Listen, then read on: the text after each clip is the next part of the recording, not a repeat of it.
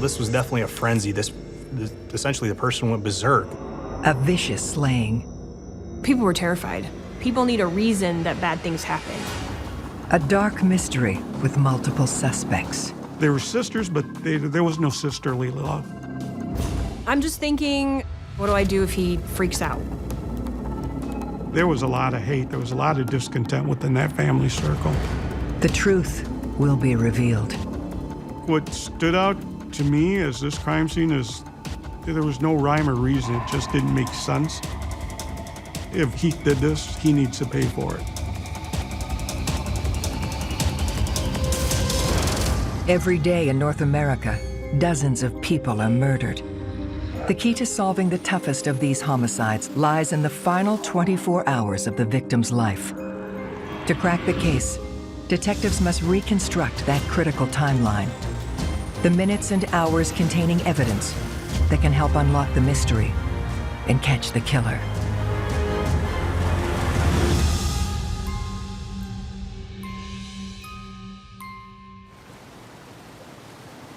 On the banks of the St. Joseph River sits Niles, Michigan, a community brimming with civic pride. So Niles it's a small town. Everybody knows everybody. It's the kind of community where you could meet a stranger and you both know the same person. And fortunately, we don't have a lot of violent crime here. If crime happens, people are more than willing to help you. People respect police. Yes sir, no sir. Here, people get involved. But on one cold February afternoon, something so shocking happens, no one knows what to do. Yes, County. This is a 911 transfer. The gentleman is saying there's been a shooting. Okay, where's the suspect at? There's no suspect. Their door was open. We were trying to find them all morning. And they were supposed to be at work, and I walked in the house, and they've been shot. We received a 911 call from a father who says that his son and his daughter-in-law are deceased. He thinks it's a homicide. Okay, sir? Yes. Have you been inside the house? I have. Okay. Are they injured or are they deceased? They're deceased. Oh, my God. I immediately called one of the troopers on a cell phone, and he said, "You need to get over here." The victims are Carolyn and John Tarwaki, two beloved musicians who live with their nephew, Keelan. John and Carolyn met late in life. They met online. They were just in a great place in their life because they had found each other, they were happily married. Carolyn was a good soul, as I put it. She used to pick up old music instruments, and she would repair them and try to help kids who couldn't afford an instrument. And John was a Navy veteran. Hard workers, both of them. Tasked with investigating their deaths are detectives Fabian Suarez of the Michigan State Police and local detective Kristen Daly, who has lived in this community for 20 years. When we arrived there, that's when the light bulb went off for me that, oh, these are people that I know.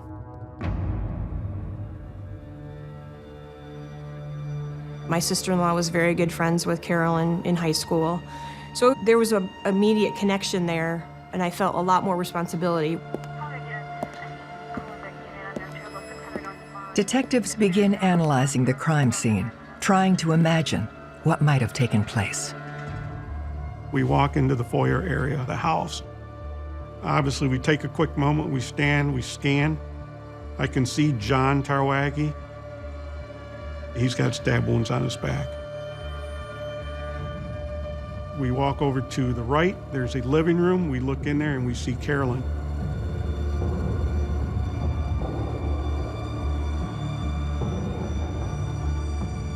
We look to the left, there's a bathroom there. One of the first things I notice is there's a towel on the floor with hair clippings, and there's a razor on the sink. So to me, it tells me he was shaving his head. My gut feeling is the killer was confronted by John. He takes the first shot, he hits John right in the jaw. He shoots again, John throws up his arm, and then he turns and like he's trying to escape, and he collapses right there. So now John is out of the picture. Now the killer can focus his attention on Carolyn. At the time that you first looked at her, it was almost hard to tell exactly what had happened to her. She had been badly beaten. Being beaten is usually very immediate. It usually dictates that that's somebody that you know really well and you're really, really angry at when you see that level of injury and that level of violence visited upon somebody. And later it was determined that she was both stabbed and shot. And that's an extreme level of violence against the nicest person that you literally would ever meet. It made absolutely no sense. To find out who ruthlessly killed this loving couple, police must reconstruct the final 24 hours of the Tarwakis' lives. A timeline's important in every homicide case. You have to know where all your players are in any given moment to create an alibi or to break an alibi, to set your timeline so you can discover when was their vulnerability, when did the murder occur. Investigators start building John and Carolyn's timeline by interviewing the person who found them, John's father. When I first met John Tarwaki, Sr., obviously he was very distraught. How else could you be? You just walked in, you find your son and your daughter-in-law murdered. He said John and Carolyn had an 8 a.m. meeting at the high school. They never showed up. This is not like Carolyn. She will not miss work. She will not miss appointments, anything like that. So the school called Quinlan and Babbage, which is where they worked, and said, Carolyn never showed up. What happened? John's sister worked for the company too, so they called John's father, like, can you go check and see what's going on? He, in turn, said he tried calling the house, he tried calling the cell phones, and nothing happened, so he decided to get in the car and go knock on the door. Hoping to flush out the Tarwakis' timeline further, detectives reach out to Carolyn's mother, Sharon.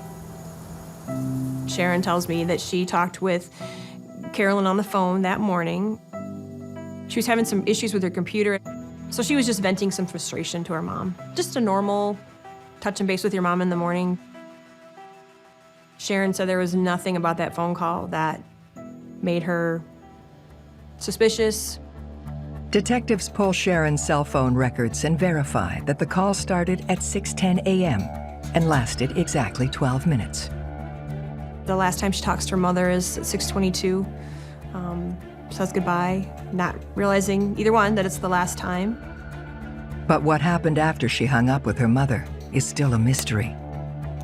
Knowing that Carolyn was on her computer that morning gives them something to work with. Investigators dig into her laptop logs. Carolyn logged onto the computer at 6:43 a.m.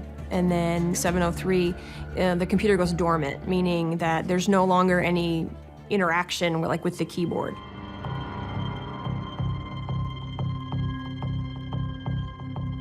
Every time you hit a key on any device, there is a record of that. And when we see habitual use and ongoing keystrokes and then a sudden stoppage, that stoppage point serves as a great start for what happened next. Were they interrupted? Were they pulled away from the computer, or were they actually murdered at that particular time? Based on when the computer goes dormant, Carolyn and John could have been killed anytime between 7:03 a.m. and just before their bodies were found at 12:45 p.m. The bodies are sent off for autopsy, and the forensics team starts scouring the house for potential murder weapons. We're looking for a knife, and we're looking for a gun at that point. We don't know if he used one of the kitchen knives. So we took all the knives that looked like they could have been used for the murders, and we sent those to the medical examiner. As they continue to work their way through the crime scene, investigators struggle to come up with a rational theory for the murders. What stood out to me as this crime scene is there was no rhyme or reason. There was no sign of any forced entry whatsoever. There were valuables laying around. You could think it was a breaking and entering. Someone had gone in to steal things, but there was computers, there were laptops, iPads, cash money laying around. There was even prescription drugs in the medicine cabinets. It's not until they make their way to the back of the house that the first clue into the identity of the killer reveals itself. From where we're standing, I can hear a dog going crazy, and it turns out this is Wrigley, a 200-pound mastiff. The Tarwakis had a large dog. It was ginormous, and it was on the back porch area. And so in their kitchen, you turned and you could either go down the basement or you can go out into a back porch. Once we get to the back door, that's when we see footprints. One set of footprints coming in, one set of footprints coming out. The footprints showed that somebody had entered and exited through the back door, which was unusual because they would have had to get past that dog. And that dog was incredibly protective of Carolyn. So normally, if you are a stranger and you open someone's back porch door and you are greeted by a large mastiff, you turn around and walk away. You don't continue to enter the home. And if it's a stranger, why is the level of violence on Carolyn so great? That told us that it was somebody that they knew. Now, they're hoping this path will lead them to the killer's doorstep. You have to work fast, you gotta work furiously, because if he did it once and he did it twice, he can definitely do it again.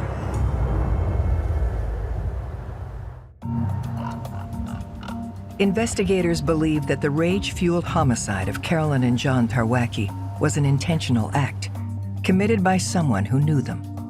A crime like this could be really devastating for a small community.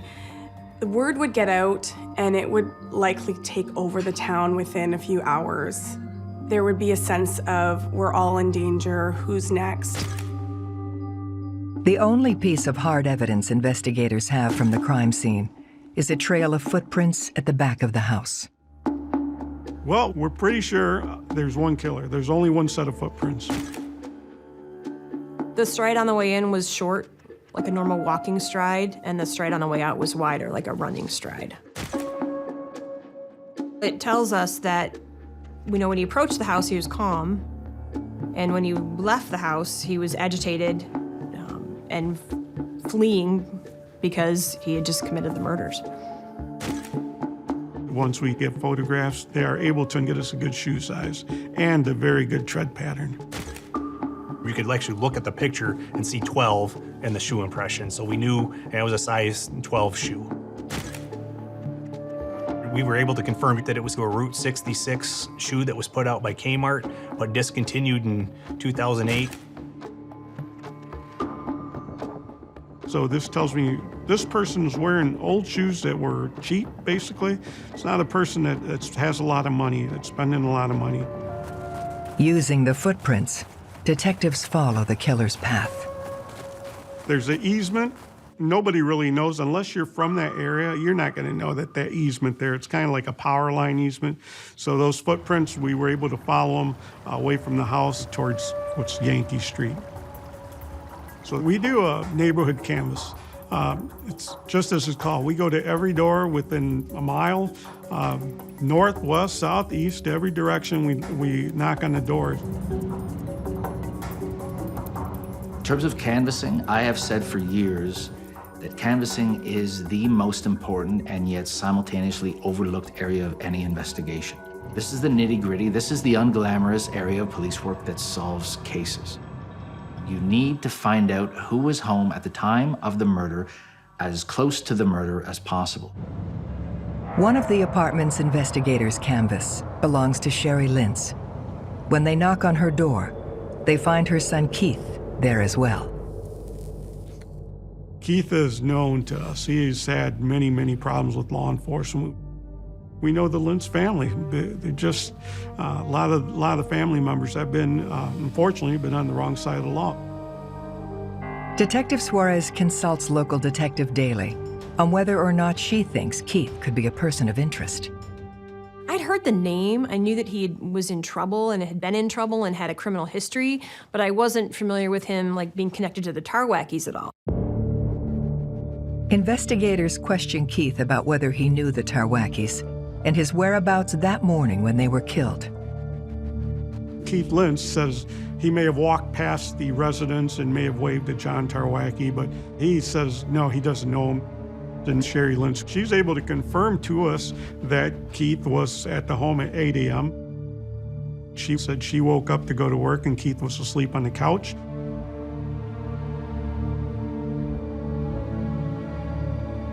She also is able to alibi him, saying that she actually took Keith to work on the morning of the homicides. Satisfied with the Linces' accounting of their whereabouts, police move on. And it pays off almost right away. Later on that morning, we found a neighbor who said, yep, I was outside smoking a cigarette, starting my car up. And that's when I see a young man running down the alleyway. She is positive that that was, I believe, at 7:45 a.m. Those footprints were right by her house, maybe 30 feet from her deck. She told us, she goes, you never see anybody going through there at this time of the morning. Nobody ever sees there, and that's what caught her attention. This new information is critical. Assuming the running man is the killer, investigators are now able to pinpoint when the Tarwakis were murdered. So as best we could figure, it happened sometime from the time when Carolyn's computer goes dormant to 7:45. So it's almost like a 40-minute window that this murder could have occurred in. It's an unusual time of day for a double homicide to take place.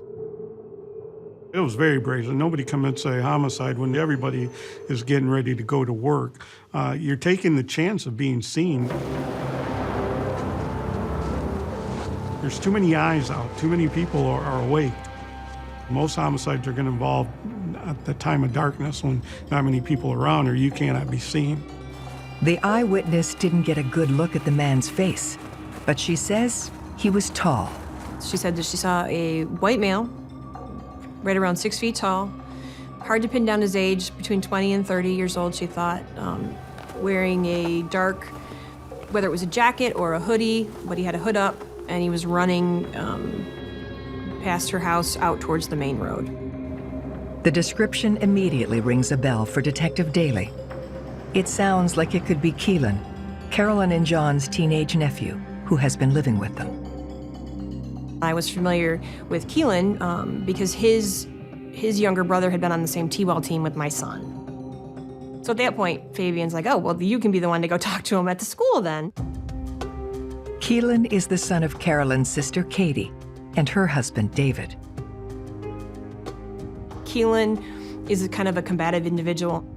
One of the reasons he was living with John and Carolyn was because he didn't get along with David, and they had fought quite a bit. The fights consisted of a lot of yelling and screaming. So I'm just thinking, you know, what do I do if he freaks out? What do I do if he's actually the suspect and he knows, like, immediately why I'm there? We know that Keelan lives at the house. He automatically becomes our first suspect because he was probably the last people that saw John and Carolyn alive. So I asked Kristen Daly to conduct the interview because I wanted that female perspective to talk to him, probably get more information. We have to determine as quickly as possible, is he involved? Did he commit the crime? Does he know who committed the crime? When I got to the school and they brought him out of his classroom, he looked confused.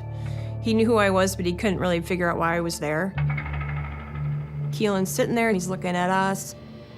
So I could just see the conflicting play of emotion on his face. And then Fabian tells him exactly why we were there. He said, John and Carolyn are dead, and we need to talk to you. And Keelan completely melted down. He just completely had a breakdown right there. I said, I need you to go through your morning. I need you to tell me exactly what you did. I need you to tell me exactly what, as best you can remember, what time things happened. He told me that his Aunt Carolyn woke him up in the morning, shortly after 6. He leaves the house about 6:30 in the morning, and his grandmother lives 2 doors down from John and Carolyn. So at 6:35, he goes to his grandmother's, talks to her really quick. He grabs some pop and some beef jerky. He's there for maybe not even 10 minutes, if that long, because he catches the bus then at 6:45. Detective Daly checks Keelan's alibi with his grandmother, Sharon. Sharon says she gets off the phone with Carolyn at 6:22. Keelan shows up within 5-10 minutes of that phone conversation to Sharon's home. Keelan is calm, he is clean, so he wouldn't have had time to commit those murders, and he would have been a mess physically. We follow up with the school with the times the bus is there, cameras in the school. We know he walked into the school. We talk to the teachers. We know he walked into the classroom. He had a backpack, and there was an empty pop bottle like in the outside of his backpack, and also a bag of jerky. So that corroborated his story. Also, there was not a good motive for Keelan. He was in a really good place. John and Carolyn lost their lives, but Keelan lost his future. With Keelan's whereabouts verified from 6:22 a.m. to 3:30 p.m., detectives conclude he couldn't have killed the Tarwakis. According to Keelan, he hated living with his mother and stepfather and wanted to stay with Carolyn and John permanently. Once Keelan moved out of the home, his grades picked up, and he really liked it. Obviously, there was no domestic problems. There was no fighting, anything like that in the house. He really liked living there. Detectives then discover that the Tarwakis had filed for legal guardianship, so Keelan wouldn't have to return to his parents' home.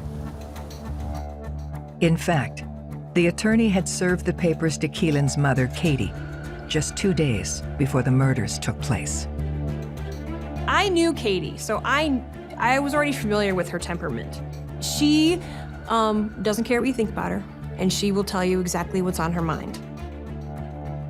She can come across as very aggressive, very combative, and Katie did not want Carolyn to have guardianship, and she was angry.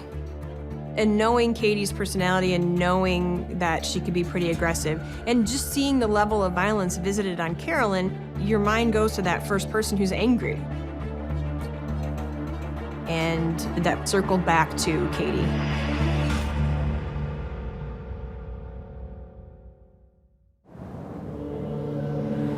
The investigation into the brutal double homicide of Carolyn and John Tarwaki is zeroing in on Carolyn's sister, Katie.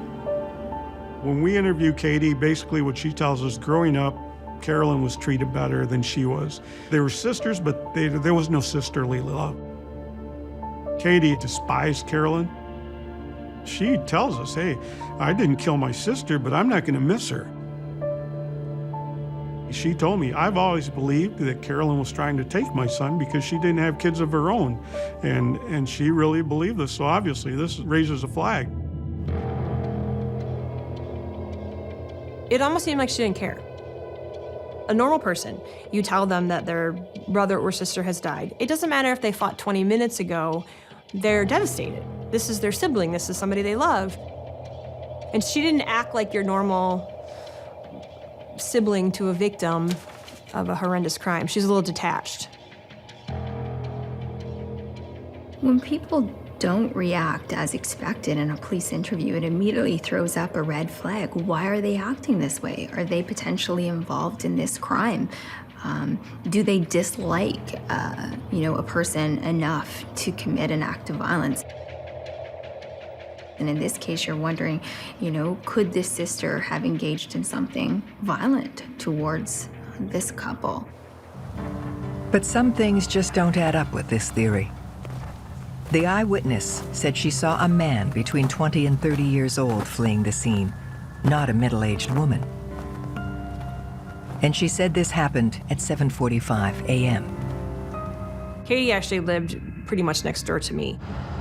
She is a bus driver for this same school district, and she drove the bus past my house every morning. So we were able to confirm with the bus garage that yes, Katie showed up to work, she came on time, and she was driving her bus.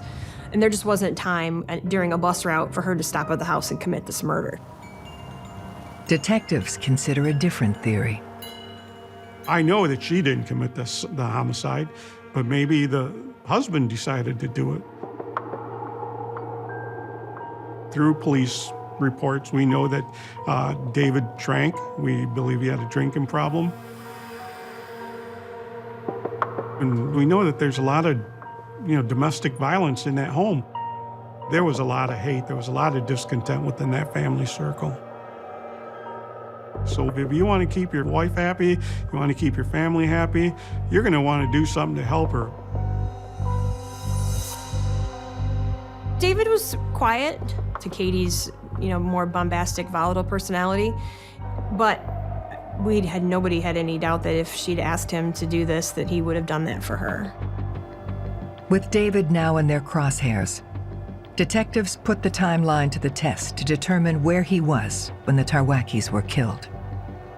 I believe from the timeline that we were built up, we know that the morning of the homicides, David had to take the kids to the babysitters. He says he was there at 7:30 a.m. dropping the kids off. We go to the babysitter, and we were able to substantiate his whereabouts.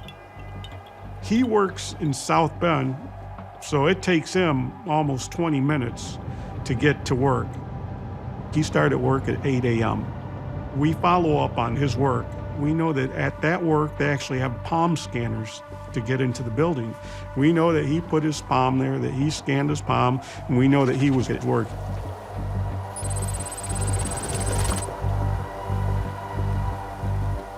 So there was no way that he would have been the killer, that he was involved. Having eliminated from the suspect pool all three of the people closest to the Tarwakis, detectives are stumped. There were so many things about this case that didn't flow up from a normal investigative standpoint. We were still really focused at that point on this is somebody that they knew, somebody that was angry with them.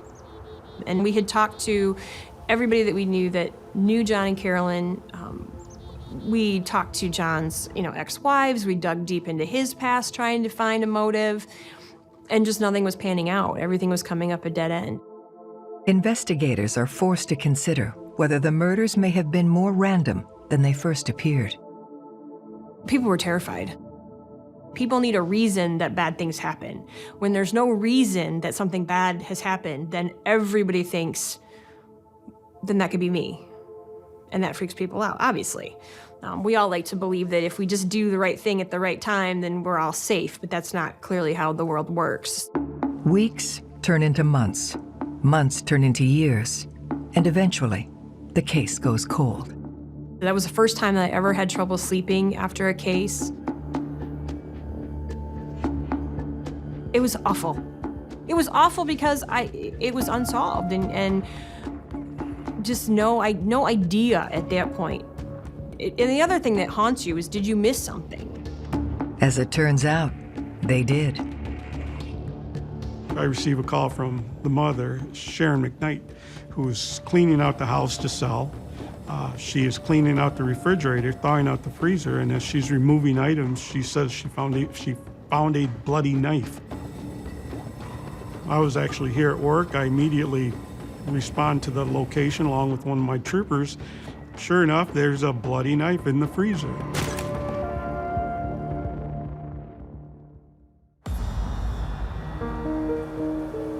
Investigators have just discovered that they missed a key piece of evidence while processing the murder scene of Carolyn and John Tarwaki, a bloody knife. The sickness feeling that goes over you is like, wow, how did we miss that? We missed it. So, I'm the lead investigator. I have to take responsibility for everything that goes wrong. So, yeah, it's my responsibility to make sure everything was done. It wasn't done properly. The knife is processed. DNA shows that it is Carolyn and it is John's blood on the knife. But unfortunately, there is no third party. We were hoping maybe to find DNA from our suspect that could be identified, but there was not. Just when things couldn't seem more hopeless, Detective Suarez receives a call that breathes new life into the investigation. Patricia Wiles was a local young lady. She had a run-in with the local police officer. She was stopped. She was arrested, I believe, for driving with her license suspended.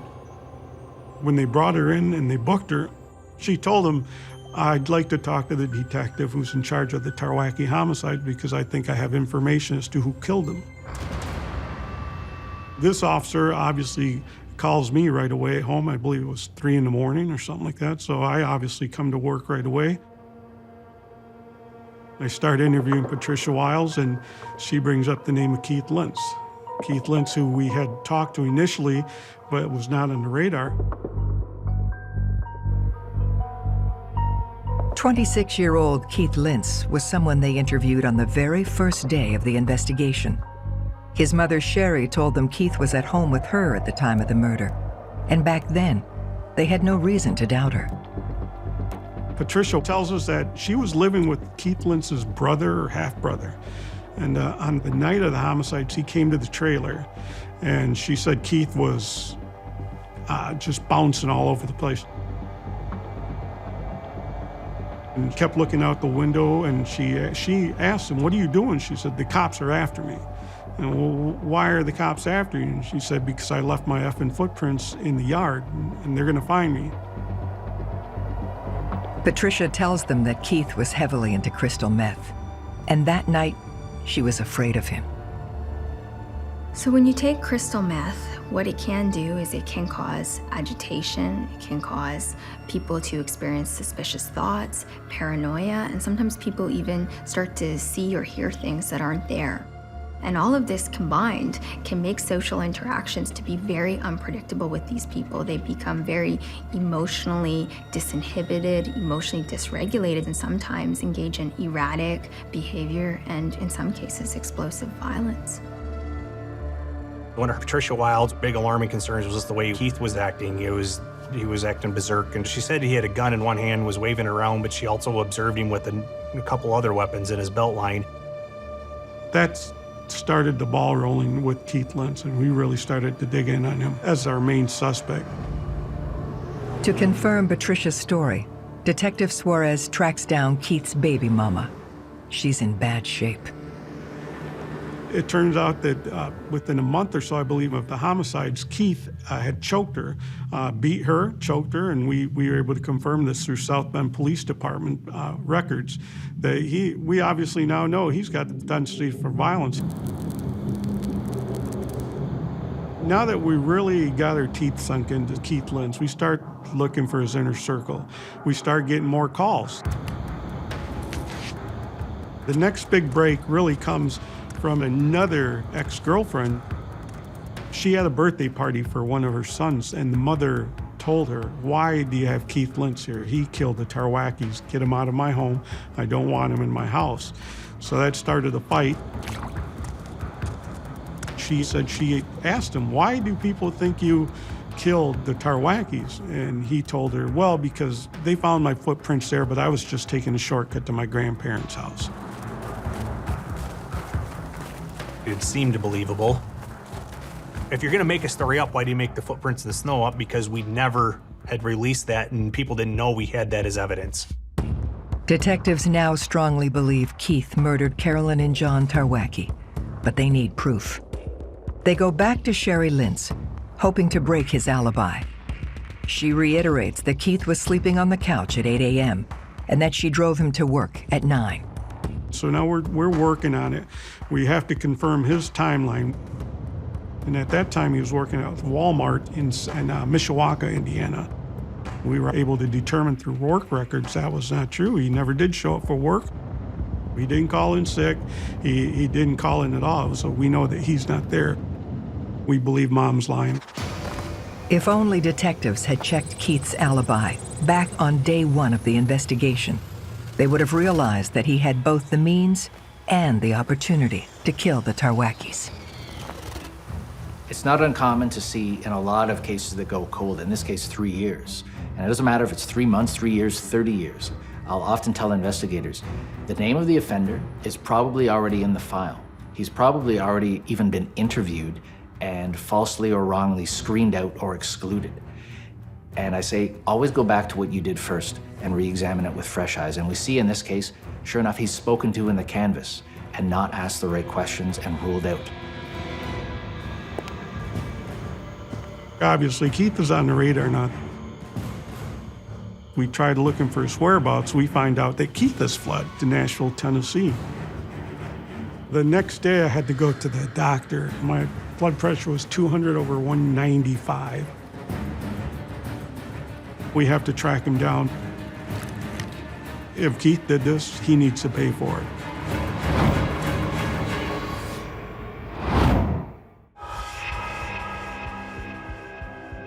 Investigators believe Keith Lince killed Carolyn and John Tarwaki.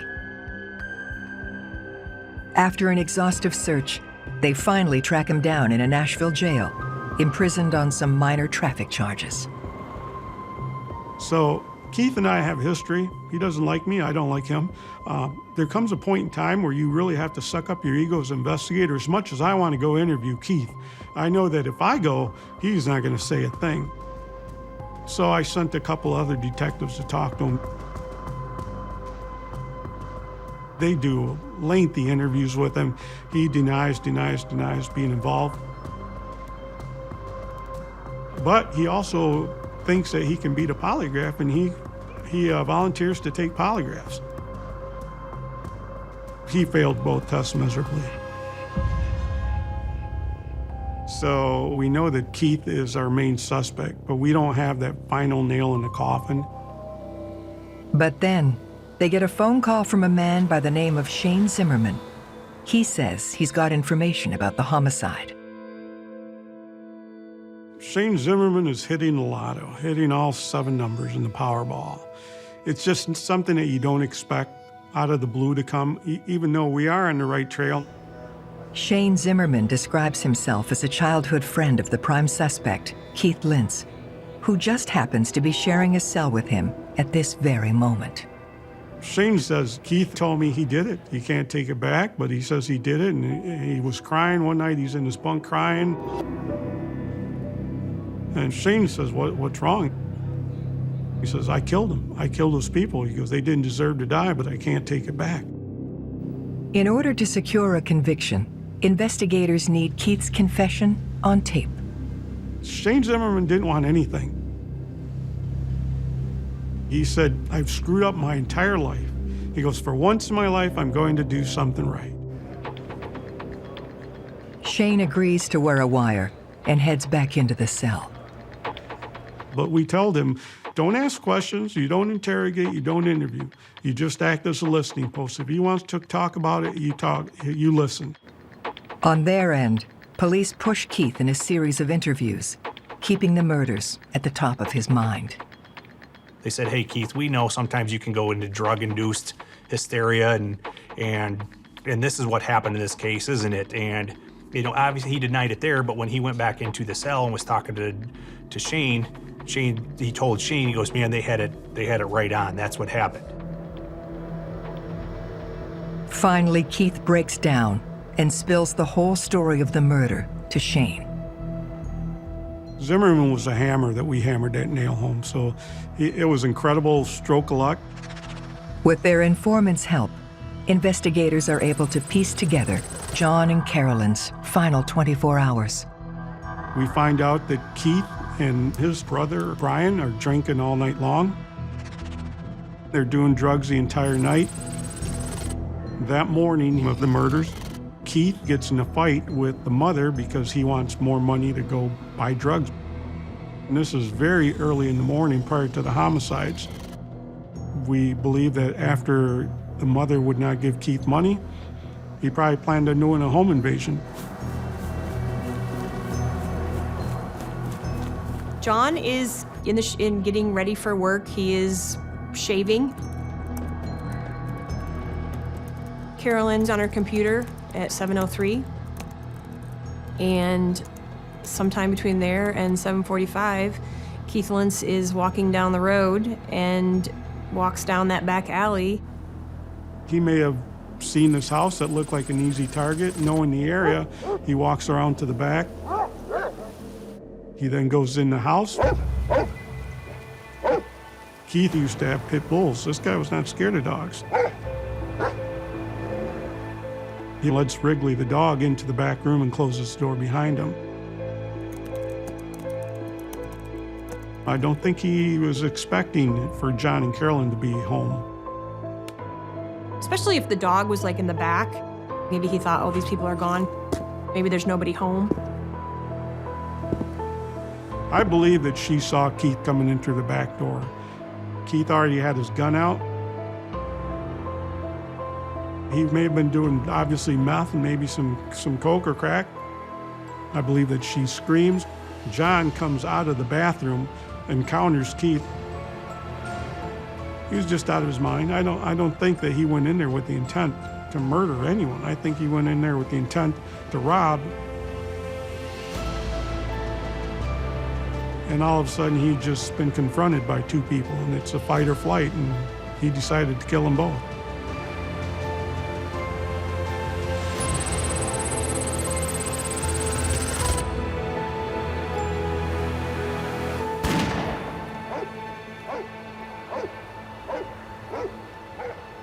I think my biggest takeaway from this case was not to prejudge what you may see at a scene. This case would suggest that maybe there was emotion here that had evolved to a certain level where people got angry and perpetrated violence. And really what it says to me is sometimes, by sheer happenstance or drug use, it can culminate in explosive violence in a way that seems personal when really it's just disorganized, frantic, unexplainable behavior. Keith is charged with 2 counts of first-degree murder. He's convicted and sentenced to life without the possibility of parole. The timeline was incredibly important because you had this 35, 40-minute window where this crime occurred. And putting together this timeline made it absolutely clear when we caught the guy who it was.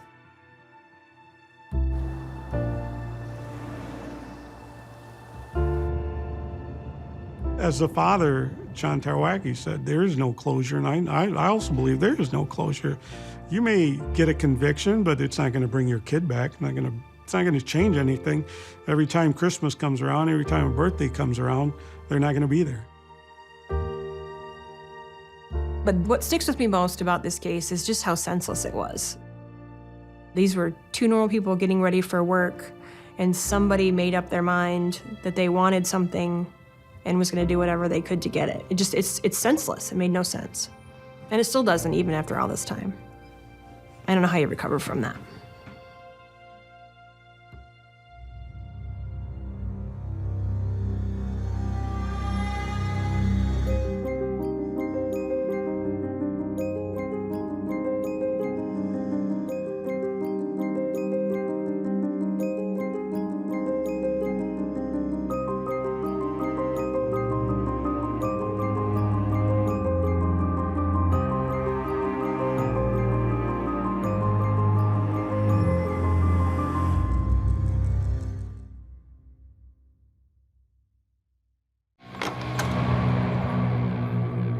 This is an execution. This was a planned murder. The killer came into this house looking for Justin and got Justin. A brutal killing. Justin Michael was brutally gunned down, and Angie Verhill was unharmed. It just didn't make sense. A dark mystery with shocking twists. The motives could be infidelity, jealousy. Is there some type of love triangle gone bad? He was face to face with the guy that he could say, that's the guy that took my girlfriend away from me. And maybe it just kind of picked the scab. Maybe that's when his anger toward Justin Michael began to build. The truth will be revealed. Most victims know their killer. You're almost always going to find a connection. There's some tie back to the victim. The key to the investigation is finding that tie. Every day in North America, dozens of people are murdered. The key to solving the toughest of these homicides lies in the final 24 hours of the victim's life. To crack the case, detectives must reconstruct that critical timeline.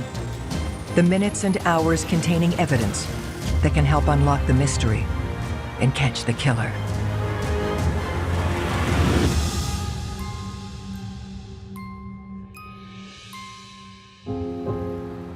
Some 15 miles north of Des Moines, Iowa, just off the highway and down some gravel roads, lies the town of Grimes.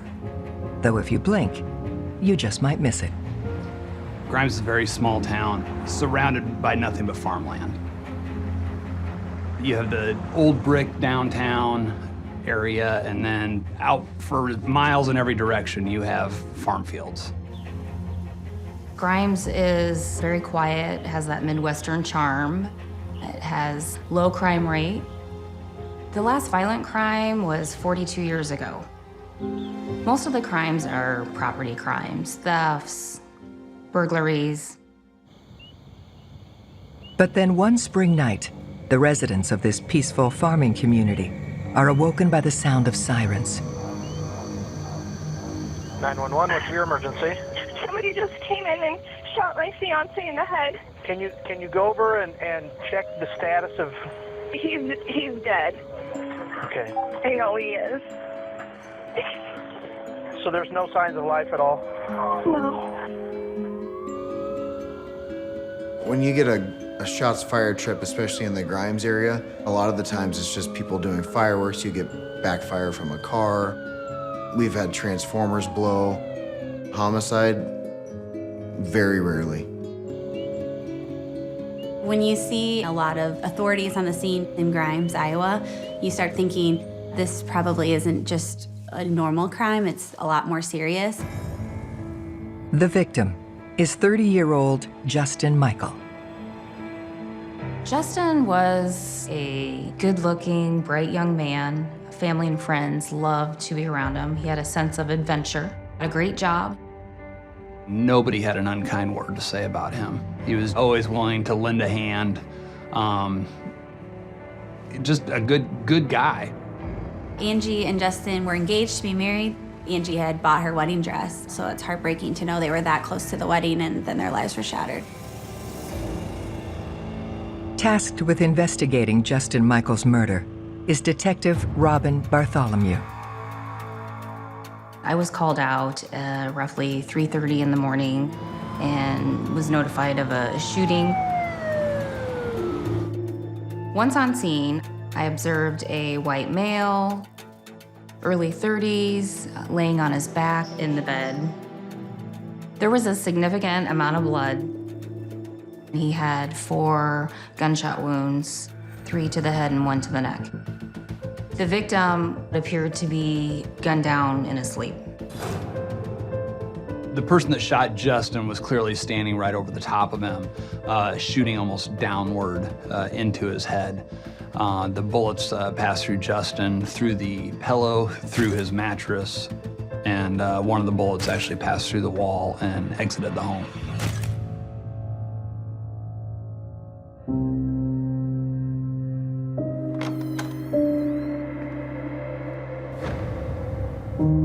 Justin Michael's fiance, Angie Verheume, was laying right next to Justin Michael when he was shot.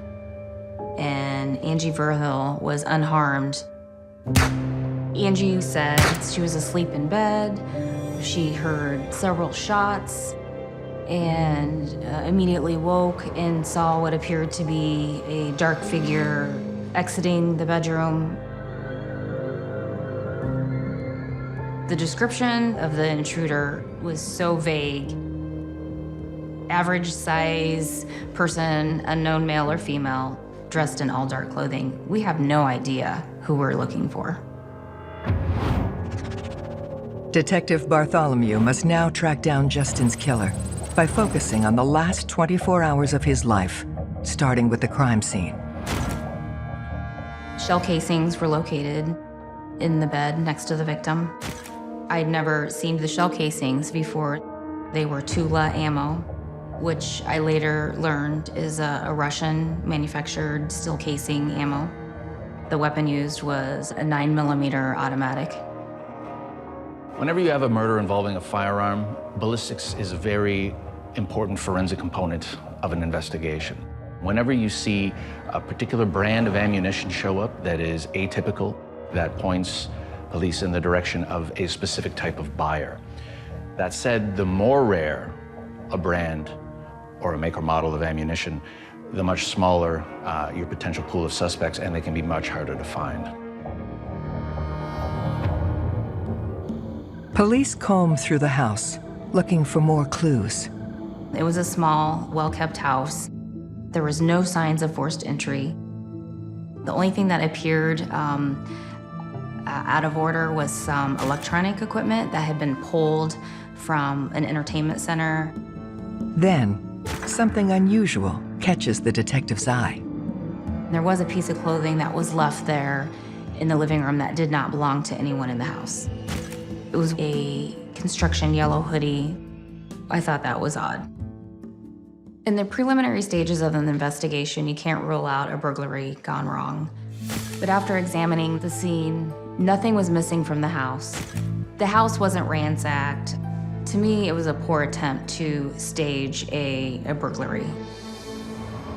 Staging is any attempt by an offender to create an alternate scenario, to move things around in a way to misdirect the police. Whenever you see staging at a murder scene, or any crime scene for that matter, it will often reflect the fact that the offender knows they're going to be the prime suspect. They have some personal connection to the victim. So by introducing staging, or countermeasures as we call it, it creates an alternate scenario to frame someone in particular.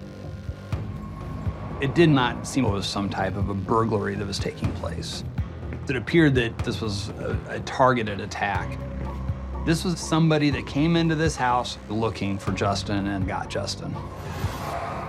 It's very unusual that someone's gonna enter a house, gun down one person, and leave witnesses. In many cases, leaving a witness behind would have to have some other pragmatic purpose. In other cases, we see that where an offender will murder one victim because they have a very specific motive. That doesn't necessarily mean they have it in them to take the life of an innocent bystander or a witness. In reality, some killers just aren't that cold-blooded.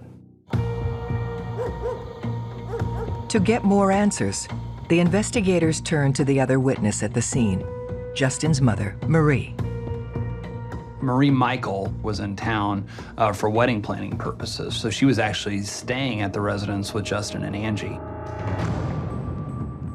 Marie was in a guest room across from Justin and Angie's room.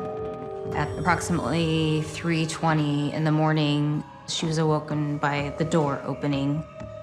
Marie Michael told us the gun that was used had a laser sight on it, and she was woken up by the light shining in her eyes. She obviously was very scared, pretended to remain asleep. At one point, she took a peek, and she sees a figure in the doorway clad in all black, you know, nothing to indicate who it was. In very short order then, she heard 4 rapid gunshots.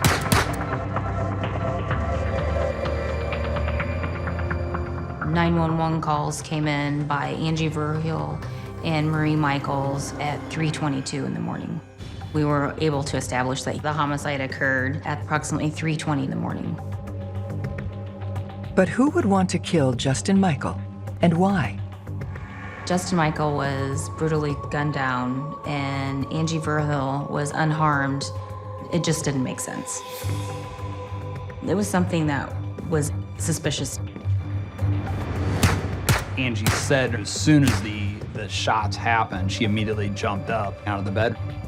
The fact that, you know, she didn't get blood on her, you know, maybe from the way the gunshots occurred, all of the splatter went opposite of where Angie was lying. It's not out of the realm of possibility, but that's incredibly unusual. At this point, I think we need to look at what was the cause of this. Was it a coincidence? We wanted to look at Angie Verheul a little bit closer. When one learns that Angie was sleeping right beside Justin when he was shot and there was no blood on her, she wasn't harmed, one has to think, Was she in on it? How could she possibly be uninjured or unscathed as a result of this brutal attack? When you examine crime scenes, and especially when you have blood evidence, it tells a story. And with the lack of blood on Angie Verheul, to me, that was a red flag. In these types of cases, you really want to look at the person closest to the victim. More times than not, it's going to be a significant other or a family member that is involved in the homicide. I want to take a closer look at Angie.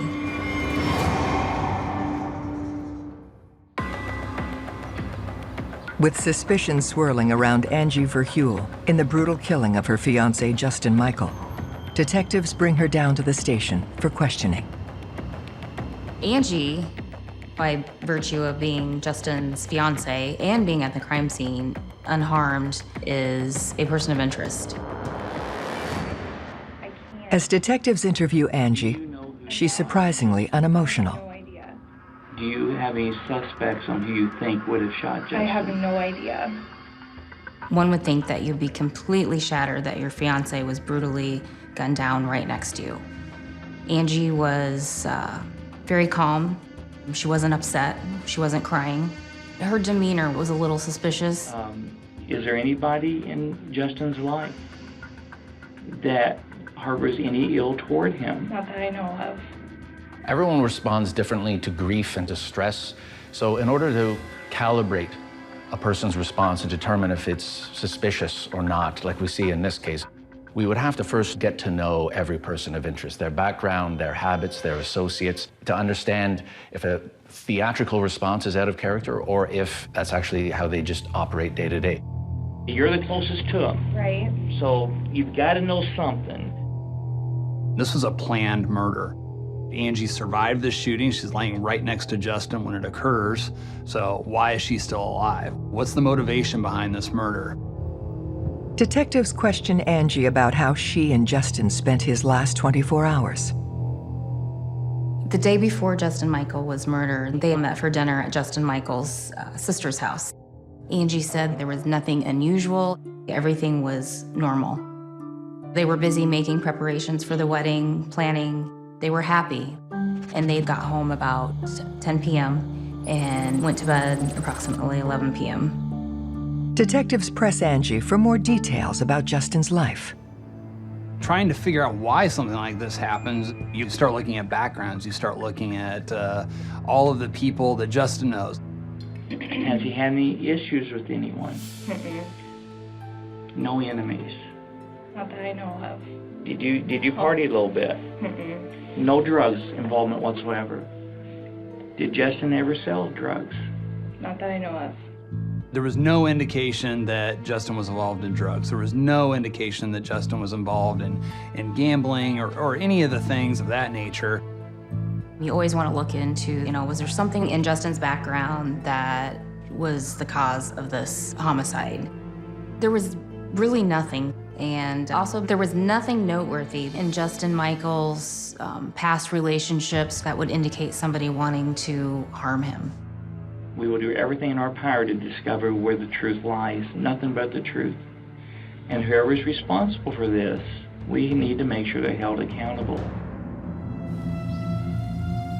Investigators look closer at Angie's relationship with Justin Michael. They want to know if there were problems between them. Angie had met Justin in 2013. They hit it off so well. She'd moved in very quickly. She described their relationship as a great relationship.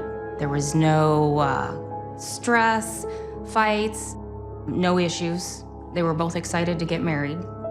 Angie said that their relationship was solid. People generally don't kill people just for the sake of killing people unless they are completely deranged. Most victims know their killer. You're almost always going to find a connection. There's some tie back to the victim. The key to the investigation is finding that tie. With Angie still in their crosshairs, investigators dig deeper into her past relationships. During the course of Angie Verheul's interview, one of those things asked about is, who are your ex-boyfriends? Who are the people that you've been involved with that could be responsible for this? The first name she mentioned was a guy by the name of Andy Wegner.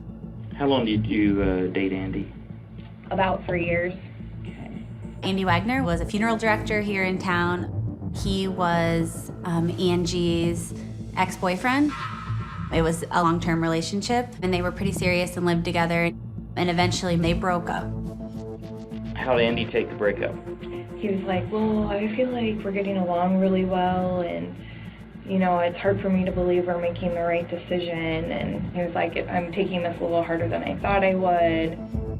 At that point, Andy's a person of interest. He's somebody that is got a history with Angie, so we need to know what he's been up to, and we've got to figure out where he was, what he was doing, and see if he has any motivation to be involved in this.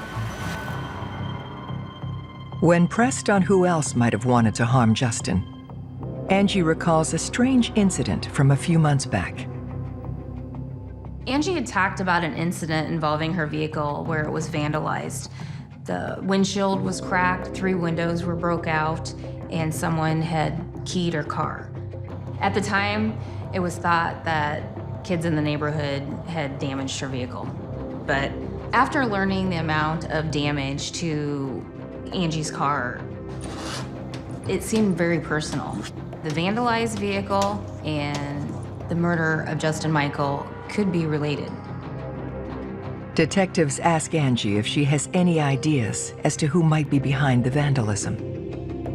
There was one guy that I had dated in between Andy and Justin. She mentions that for a very brief period of time, she dated this guy named Dave. It was not a full-on relationship. Angie talked about meeting up with him a half a dozen times, but nothing serious. It was just more of a hookup. According to Angie, when she ended things with Dave, he didn't take it well and sent her several angry texts. So at that point, Dave is on our radar, but we still don't know who Dave is. What's his Dave? What is his last name now? I just forgot. For a period of time, she could not remember Dave's last name. Dave. God, I don't know why I can't think of it right now. I thought that was odd. We were trying to ask more details or something that would help her remember Dave's last name. As we pressed forward, out of the blue, she comes up with Moffett. Moffett, M-O-F-F-I-T-T? I can't remember if it's 2 T's or just 1. We already had Andy Wegner's name, so we're running a criminal history check. We're doing those things with Andy Wegner, but now Dave Moffett is somebody that we need to see what's going on. And then Angie said David and Justin had worked together at Wells Fargo. And what's even weirder is that he ended up working in Justin's department. Wells Fargo is a huge company. I mean, 10,000+ employees in Polk County. And by pure happenstance, David Moffett then gets assigned to the very team within the mortgage division where Justin Michael worked. And both of these guys, Justin and David, had dated Angie Verheuvel. So he was face to face with the guy that he could say, that's the guy that took my girlfriend away from me. Maybe it just kind of picked the scab. Maybe that's when his anger toward Justin Michael began to build. Love triangles can be dangerous. They involve intense emotions, they involve jealousy, and potentially rage. And so I think any time where you hear that there's a love triangle, it raises the question, is there some sort of emotion or hostility here that's potentially leading to violence? This connection is most interesting. Knowing that Angie had a relationship with David Moffett has a work relationship with Justin Michael. Is there some type of love triangle gone bad? Jealousy, in my mind, could be the motive here. Jealousy is one of the most destructive emotions. We need to find David Moffett and Angie's ex-boyfriend, Andy Wagner. We need to talk to these guys. We had to determine if they were involved in the murder of Angie's fiance. In the murder of Justin Michael, detectives are pursuing 2 new leads from his fiancée Angie's past. Knowing that Angie had a relationship with David Moffett, and Andy Wagner is Angie's long-term ex-boyfriend. We want to dig a little deeper and find out everything we can about them. We're checking if David Moffett has a criminal history. Does he have a weapons permit? While checking on David Moffett, we learned that David Moffett's vehicle was impounded the same night as the homicide. I needed to find out why.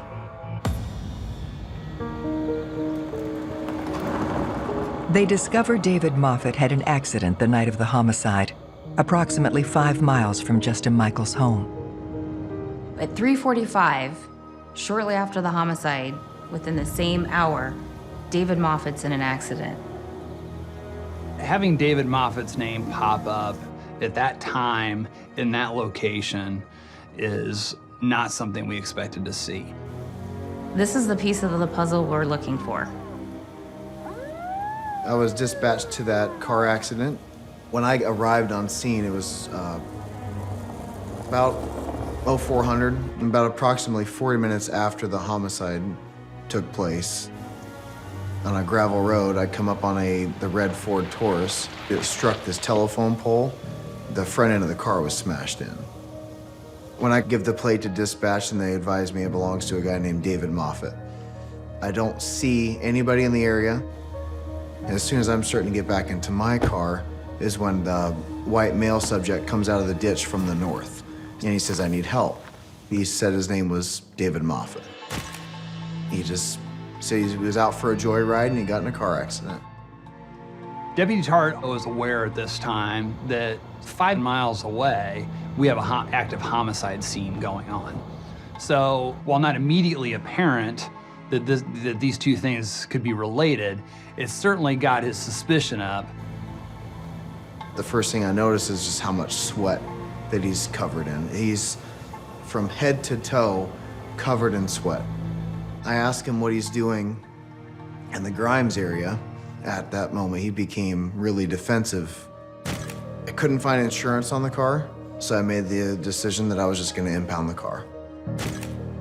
My gut was telling me that he knew more about what was actually happening, about the homicide. So I got all the information that we needed in case we needed to come back and talk to him, which I felt at some point we were probably going to. David Moffett lives on the other side of the county. He lives 26, 27 miles away from this area.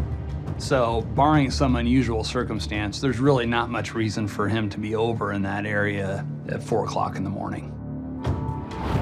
This startling new information that places David Moffett both on the timeline and near the crime scene could be the break investigators have been looking for. Knowing that Angie dated David Moffett, and David Moffett's vehicle was impounded the same night of the homicide, is that coincidence? Maybe, maybe not. There's just too many coincidences that start to stack up in this case. He works with the victim. He's in a motor vehicle collision near the scene of the crime. That creates a nexus that is undeniable and that merits investigation full bore. So Dave goes from being an interesting character that we need to find out about to the top of our list in very short order. Detectives head to the scene of David Moffett's car accident, hoping to find evidence that will connect him to Justin's homicide. We have a lead. We can't get out there fast enough. Searching the area where David Moffett crashed, we found some incredible items. We found a shoebox that contained ear protection, a flashlight, and camo makeup. So a lot of things that are associated with concealing your identity and committing a crime such as this murder. As detectives continue to comb through the area, they gather even more crucial evidence. We also find a gun magazine with ammo. It's Tula ammo. It's a match to the shell casings found at the crime scene. This is a big breakthrough. But then, detectives make an unexpected discovery. Along with the magazine, ammo, flashlight was a receipt for an oil change in the name of Andy Wagner. what in the world is going on here? Andrew Wegner's already on our radar because, you know, he's Angie's ex-boyfriend. We have to figure out how in the world this receipt ends up at the crash scene, you know, where David Moffett's crashed his car. It just didn't make sense. Did Andy Wagner kill Justin Michael? Did David Moffett kill Justin Michael? Were they in it together? We've certainly seen collusion in homicide scenes, but, you know, by all accounts, other than the Angie factor that they had both dated her, there's no reason that David Moffett and Andrew Wagner would have crossed paths. We've got to figure out what the connection is between these two. The discovery of Andrew Wagner's name on a receipt at the scene of David Moffett's car accident, 5 miles from where Justin Michael was killed, has turned the investigation on its head. These two are tied to this crime scene. Are these two guys working together? Are they working with Angie? I need to do some digging.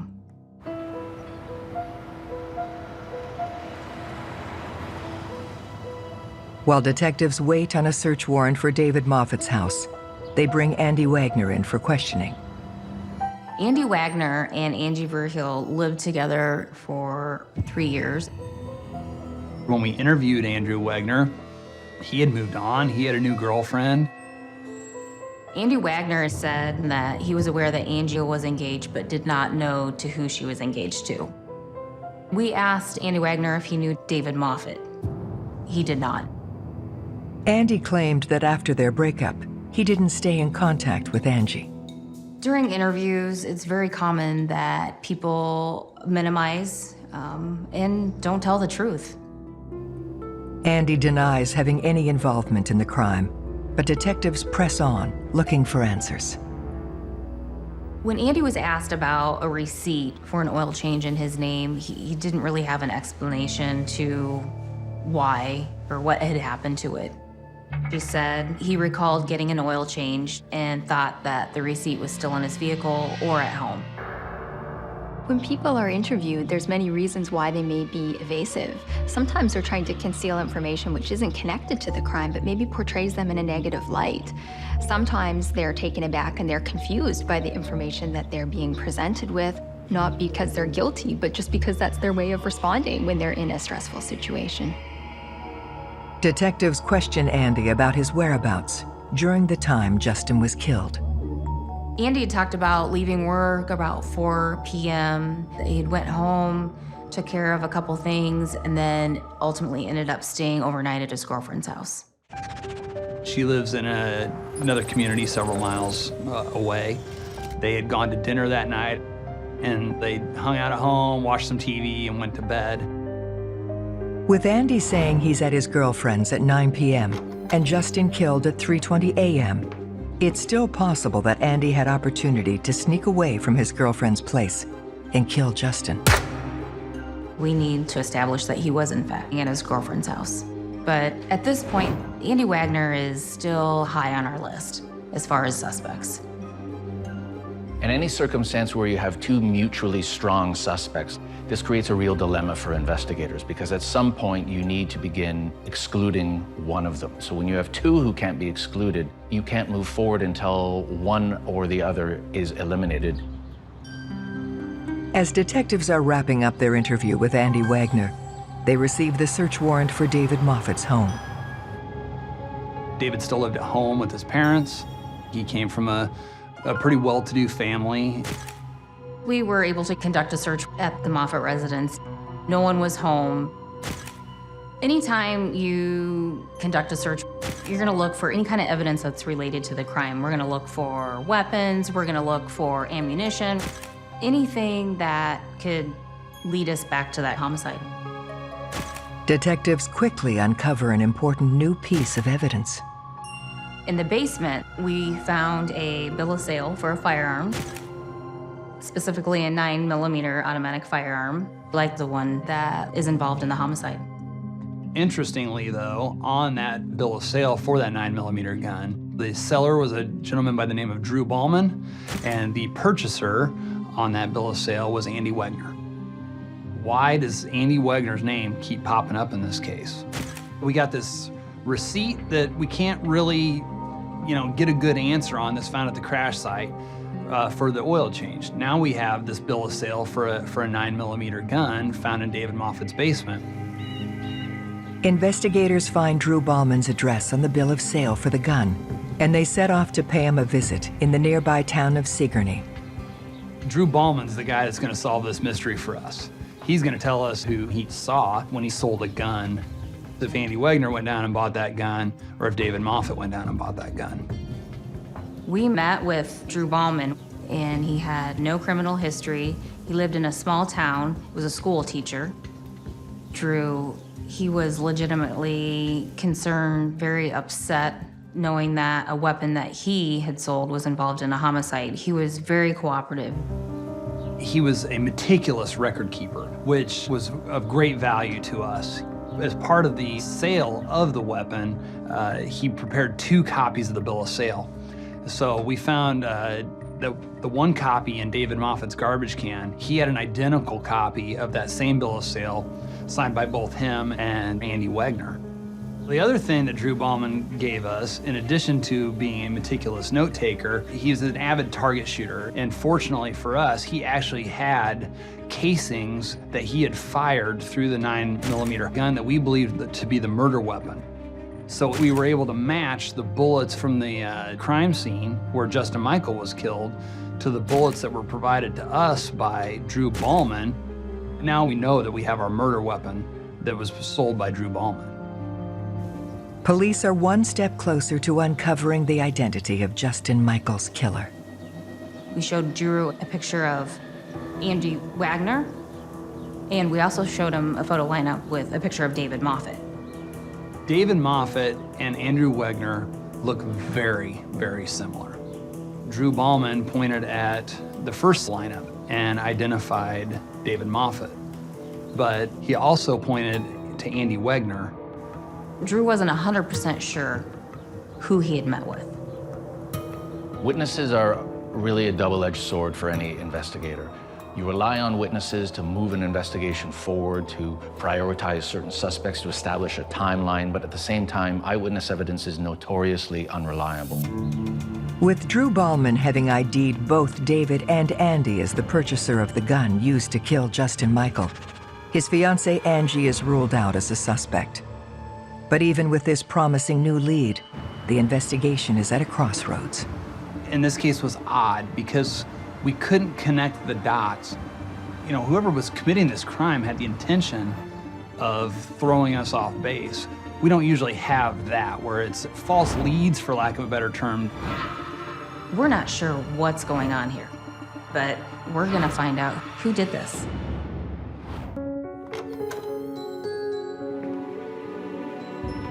In the murder of Justin Michael, detectives have 2 suspects on their radar: Andy Wegner and David Moffett.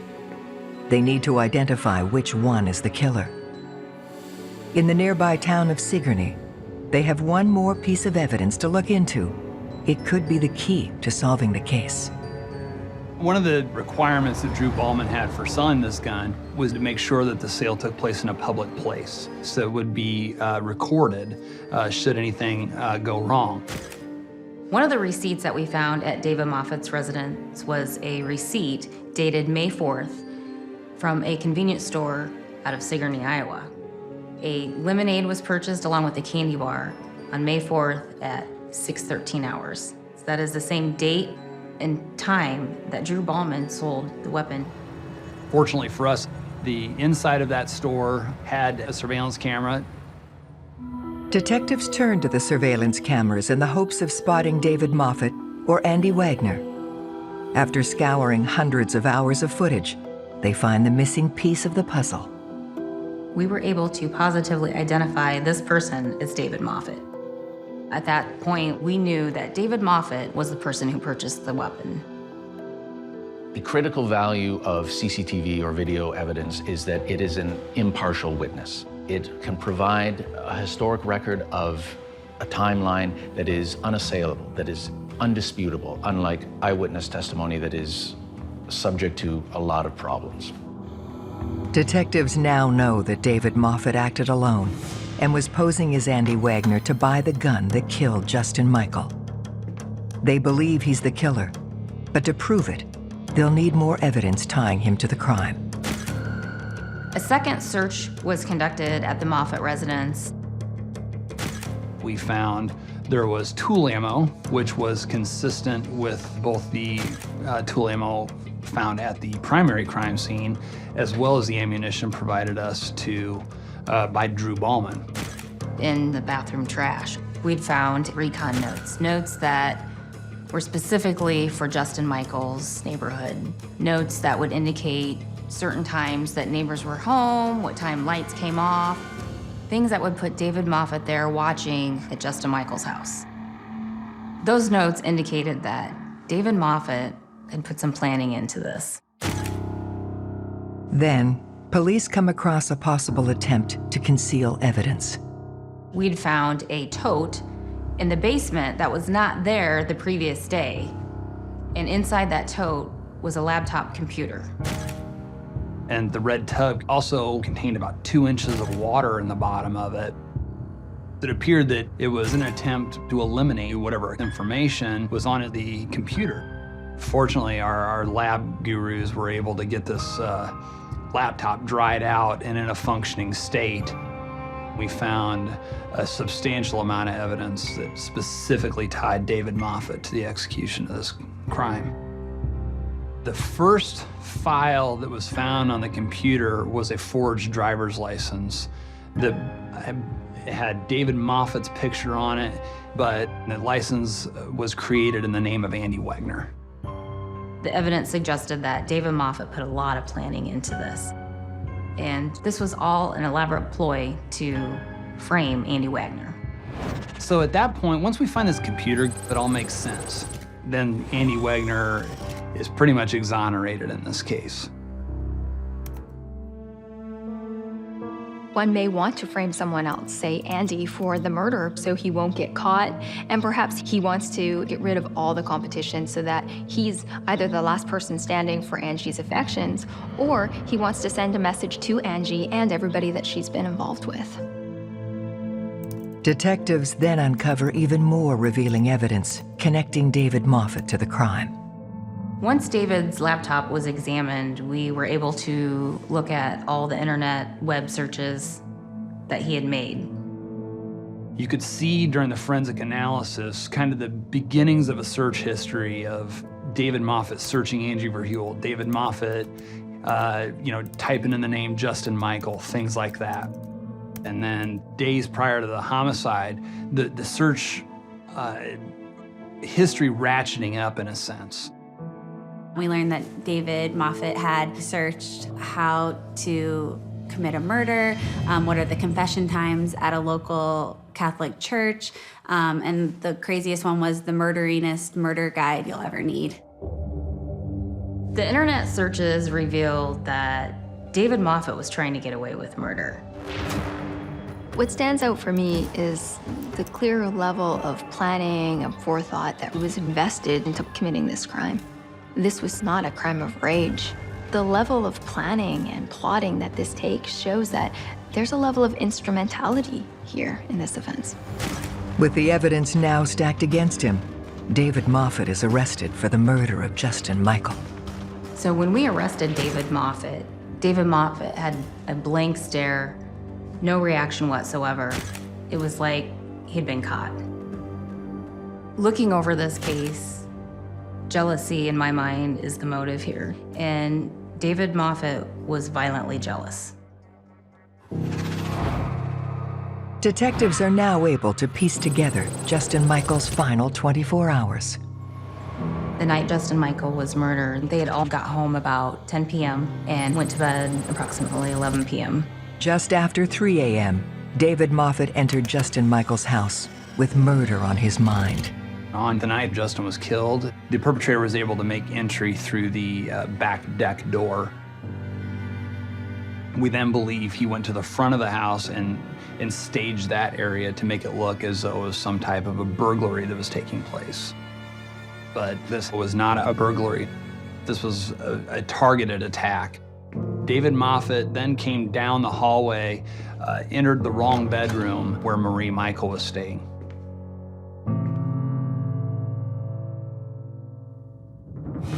At that point, he realized that that was not the person that he was going after. Moffett then goes across the hall to the master bedroom where Angie and Justin were. Justin's laying in the bed, Angie's laying in the bed, and there's 4 shots that go into Justin. The bullets pass through Justin, through the pillow, through his mattress, and one of the bullets actually passed through the wall and exited the home. The killer was certainly looking for Justin, and the killer got Justin. We believe ultimately the gun had been thrown off a bridge into a lake. David Moffett's car crash was his fatal error. Looking back now, if he would have never crashed, he might have gotten away with murder. In July 2015, David Moffett is found guilty of first-degree murder and sentenced to life in prison without parole. It was absolutely tragic. Justin certainly didn't deserve this. That's what makes this hard. You know, you can't reconcile things like that in your head and have it make any kind of sense. The only reconciliation you get in a case like this is getting a conviction and holding the person responsible. I really feel for Justin's mother. As a mother myself, I can't imagine losing a child. And so your heart just breaks for her when she's talking about being there the night her son's murdered, and seeing the crime scene is just horrific for any mother. You don't expect to outlive your children ever. We may never know why David Moffett killed Justin Michael. Was it in hopes that he would get back with Angie, he would get a second chance, or he was just pure evil?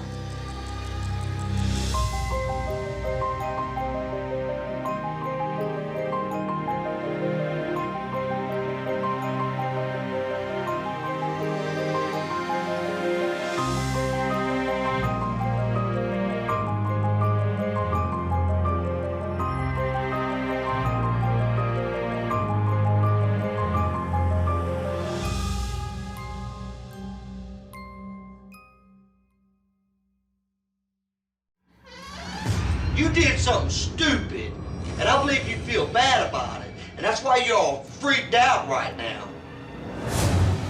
An innocent victim. And I said, you'll never believe it. I'm going into apartments looking for body parts. And it was horrible. In my numerous years of law enforcement experience, I've never seen anything as shocking and as horrific as that in my entire life. A gruesome killing with multiple suspects. This is your girlfriend. I understand. Okay. We found a body. The truth will be revealed. I think his problem was that he thought that he was smarter than we were. Every day in North America, dozens of people are murdered. The key to solving the toughest of these homicides lies in the final 24 hours of the victim's life. To crack the case, detectives must reconstruct that critical timeline. The minutes and hours containing evidence that can help unlock the mystery and catch the killer.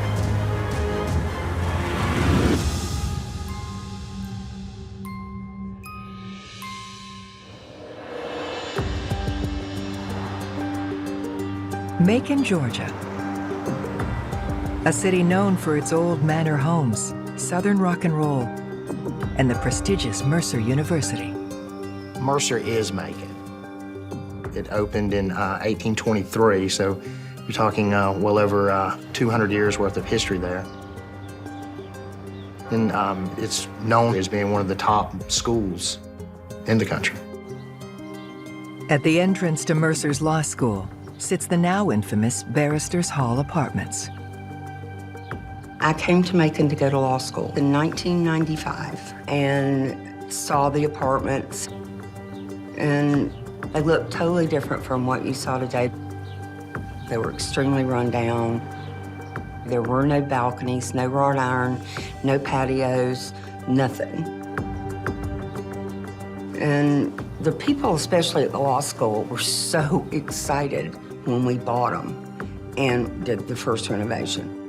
So we felt like that it was a good investment as long as the law school didn't move. We would be good. But you don't expect what happened to happen either. The day that everything changed was June 30th, 2011. My office received a phone call from some of our investigators stating that they were going up to the Barrister Hall Apartments. And the only thing that we knew was that a student had been missing and no one had heard from her within about a 4-day time frame. The missing woman is 27-year-old law student Lauren Giddings. Lauren Giddings had just graduated law school. I mean, she was a very pretty girl, tall. She was athletic. She loved to run, came from a good family. She was preparing for a big move to Atlanta to live with her boyfriend. And she kind of had everything going for herself. She was very vivacious. She just had a beautiful smile, and she loved her dog. When I picture her in my mind, that's the picture I have. It's her smiling and holding Butterbean. Detectives Randy Gonzalez and Dan Shirley are assigned to the case. When the case first pops off, all the detectives in the Bureau, the Violent Crimes Unit, were called out to the scene. Her friends that she hangs out with said they haven't heard from her, which is unusual because of if they text her, she would normally text back to them at some point in time. The first place they search is Lauren's apartment in Barrister's Hall.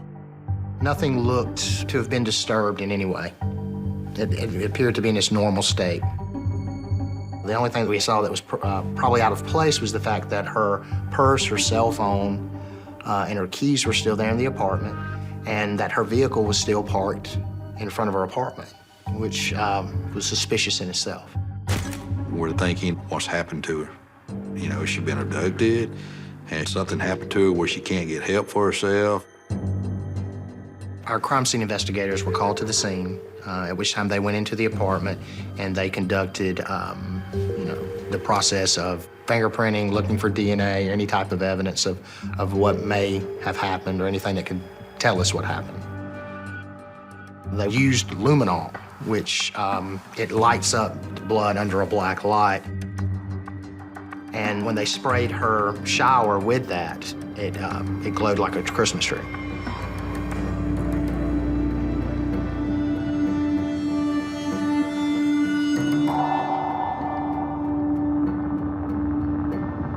So we knew that something had happened in Lauren's apartment and left a large amount of blood behind. But we just didn't know what. It's a troubling discovery, and it sends investigators out into the neighborhood in full force. So we started canvassing the area. We were speaking with neighbors. At the time, there were only a few students from Mercer that was left on campus.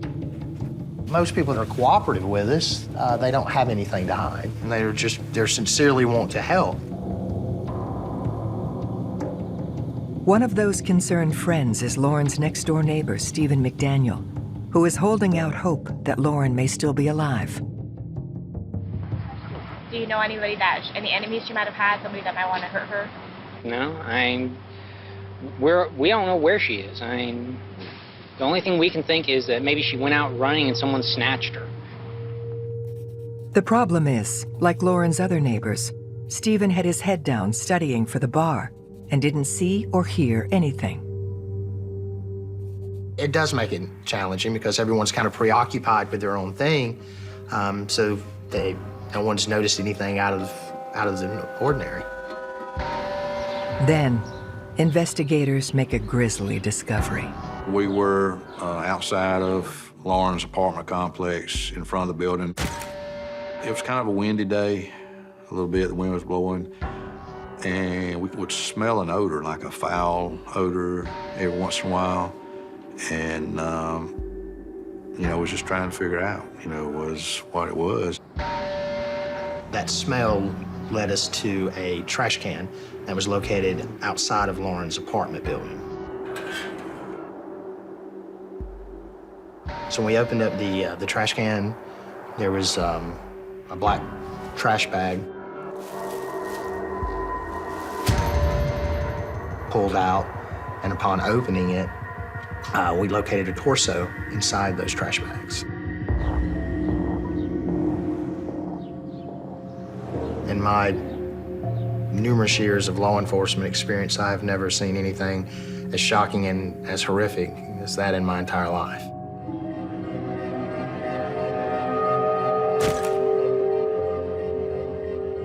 And unfortunately, we had a pretty good idea that it was Lauren's body. Detectives won't know for certain until the autopsy results come in. But until then, they're treating Lauren's disappearance like a homicide. I drove up and the officer stopped me and I said, I own this place. I need to get in here. So they let me through.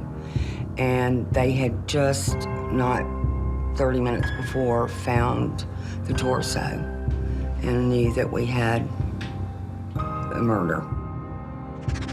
Based on the decomposition of the body, the medical examiner believes Lauren was likely killed between Saturday morning, June 25th, and Sunday evening, June 26th. Murder is a bad thing, but you take somebody's life and then you're going to cut the body up. My thoughts are, what kind of person would do something like this? What kind of mindset does a person have that could treat another human being like this? I was just in shock. This happens to other people. It doesn't happen in your neighborhood. It doesn't happen in your life. To catch her killer, detectives will need to unravel the last 24 hours of Lauren Giddings' life. We knew that we were dealing with a different kind of killer than what we were normally used to. We didn't know if it was a serial killer, someone traveling through town. We didn't know if it was a jilted lover. We didn't even, we had no idea what we were dealing with. Quite honestly, I felt like it was somebody random and that we were never gonna know. When we see dismemberment used in any case of murder, number one, it can have a strategic or an instrumental purpose, which means to conceal the body in smaller parts so that it's never found. But often it can also have a symbolic or sexual purpose. There is actually a disorder called mutilophilia, which describes an offender's need to dismember and mutilate a body. So in other words, the murder is just step one, and it's what comes after that's really motivating them. As you would imagine, with a crime of this nature, it just sent panic through the community. So we were trying to establish a suspect in this case as quickly as possible. Detectives turn to Lauren's best friend, Ashley, hoping she can help fill in Lauren's whereabouts during the window of time they believe she was killed. Ashley stated that the last time she saw Lauren was on June the 24th. She and Lauren, along with some other friends, had went to a bar downtown. One of those friends is a man named Joe. Ashley said that Lauren and Joe had previously been in a relationship, but they had since broken it off. She said Lauren's current boyfriend lives in Atlanta, but she and Joe remained friends. Ashley described the night. I mean, it was just a normal night. They went down to blow off some steam from studying for the bar. Everybody seemed to be happy and having a good time. Ashley said that after they left the bar, everyone went back to Joe's apartment. They had some more drinks, and Lauren had spent the night at Joe's house. It wasn't until 4 days later, when Ashley hadn't heard from Lauren, that she went over to her apartment to check on her. No one's that surprised when they don't hear from Lauren for a number of days, and that's normal when you were in the midst of studying for the bar. Everybody goes into their hole, they don't want to speak to the outside world. Joe was immediately considered a possible suspect in the case. Usually the first people that are looked at are the ones closest to him. Boyfriends, husbands, ex-boyfriends. So in Joe's case, he wasn't the one that cut the relationship off. So there's a possibility there for quite possibly a jilted lover. Detectives bring Joe down to the station to question him about the last time he saw Lauren. He confirms that she stayed the night at his house, but says she left alive and well the next morning at 8 a.m. Joe's story makes him the last person, if that story is true, verified as seeing our victim when she was last alive. And while there's nothing on the surface wrong with that story, unfortunately, as an investigator in this line of work, you have to think dirty. You have to start thinking, is this story a play? Does he know more? Did something involving alcohol happen that night that he hasn't told people?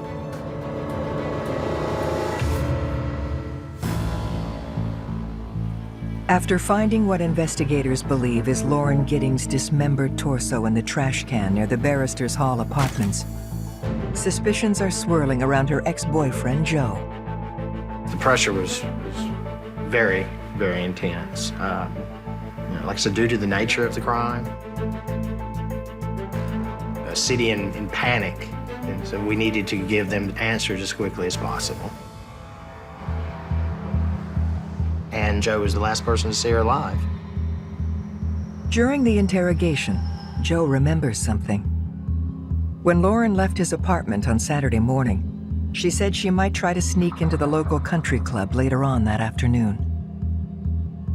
So I went into the Healy Point Country Club, and she was actually captured on camera at the country club out by the pool and ordering a drink. The significance of the camera footage is that it gives us a new timeline of when the last time Lauren was alive. With Joe's story checking out, investigators shift their focus to Lauren's current boyfriend, David Vandiver. David lived in Atlanta, an hour away. He was an established attorney out there. He was about 20 years older than Lauren. We'd received information that David had planned on proposing to her, but he had also admitted that their relationship was a little rocky. I think I met David one time in passing. I don't know him that well. But I can tell you that the family wasn't enamored with David. I don't know if he just liked being single and didn't really want to commit. I don't know. But I know that at least her cousins were not happy with the relationship. Detectives asked David to come down from Atlanta for questioning. Being that he was her current boyfriend, we wanted to see what he knows about Lauren. When's the last time he's talked with her? When's the last time he's seen her? Detectives decide to keep their cards close to their chest while they suss David out. David, I want to talk to you over here. What kind of relationship did y'all have? I mean, did she have other boyfriends? Not that I'm aware of. Let me see your hands for a minute. Yes, sir. Was that a blister from golf? That's the picture I sent her in a text. I got to, because the guy totally changed my swing, and I swung the club probably 2,000 times. Listen to me. Yes, sir. I'm asking you for your help. Yes, sir. This is your girlfriend. I understand. Okay. Because we can't find her. Okay? Okay. And we found a body. We don't know if it's her or not. David immediately claims he has an alibi, that he was in California golfing from 9:40 a.m. Friday morning until Monday morning at 6 a.m. David said that he didn't speak to Lauren the entire time he was in California. So you're telling me the whole time you were going to California, you didn't call her, check in with her, nothing? No. Then you land in Atlanta, and just go back to your apartment or a house, wherever you live in Atlanta, and you didn't even call her and tell her you were home or anything? No, I thought it was going to lead into a whole uncomfortable or awkward conversation about when are we going to get married, stuff like that. And I'm just like, my reaction to that is always just to kind of back away. If you're in a relationship with someone, to me, it's kind of unusual that you don't talk with someone, you know, within 5 days. I mean, not even a phone call or text. You know, it's kind of one of those moments when you think, well, does he know something about this? Is he involved in this? When you look at the list of the 10 most common occupations or overrepresented jobs among psychopaths, two of those 10 have one thing in common. They both deal with the law, police officers and lawyers. And unfortunately, the nature of the law is such that it draws people with a wide array of motivations, including some people with some pretty scary long-term objectives. People that she goes to school with says that y'all have had problems. We've never had recently. No, I understand that, but no. Do you have a key to her apartment? No, sir. No, sir. David had a lot of motivation there. It very well could have been the fact that David, being the successful older man, and Lauren being the trophy, the fact that Lauren had spent the night with Joe a couple days beforehand, we didn't know possibly if David knew about this and had, you know, done harm to her. You don't know anybody that might want to harm her? No, sir. Are you worried about that being her? Absolutely. Absolutely. While David appears suspicious, his alibi checks out. But before he's released, he reveals a disturbing piece of new information. So in interviewing David, he did provide us with an email that Lauren had sent him saying that she thought that someone had possibly broken into her apartment. David says he never responded to that email. We know at least on Saturday night at 10 o'clock when she sent that email that Lauren was alive at that time frame. Detectives begin to develop a new theory about Lauren's murder. Well, that was significant in the fact that now if we have someone that's broken into our apartment, we also have a possible another suspect on the case. It's possible that someone was actually stalking her.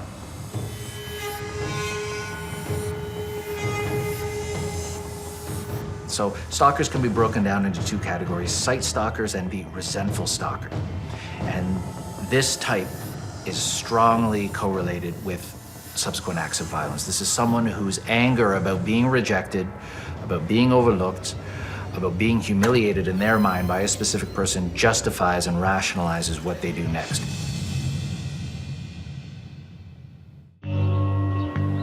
Detectives are exploring a theory that whoever killed Lauren Giddings in her apartment might have been stalking her.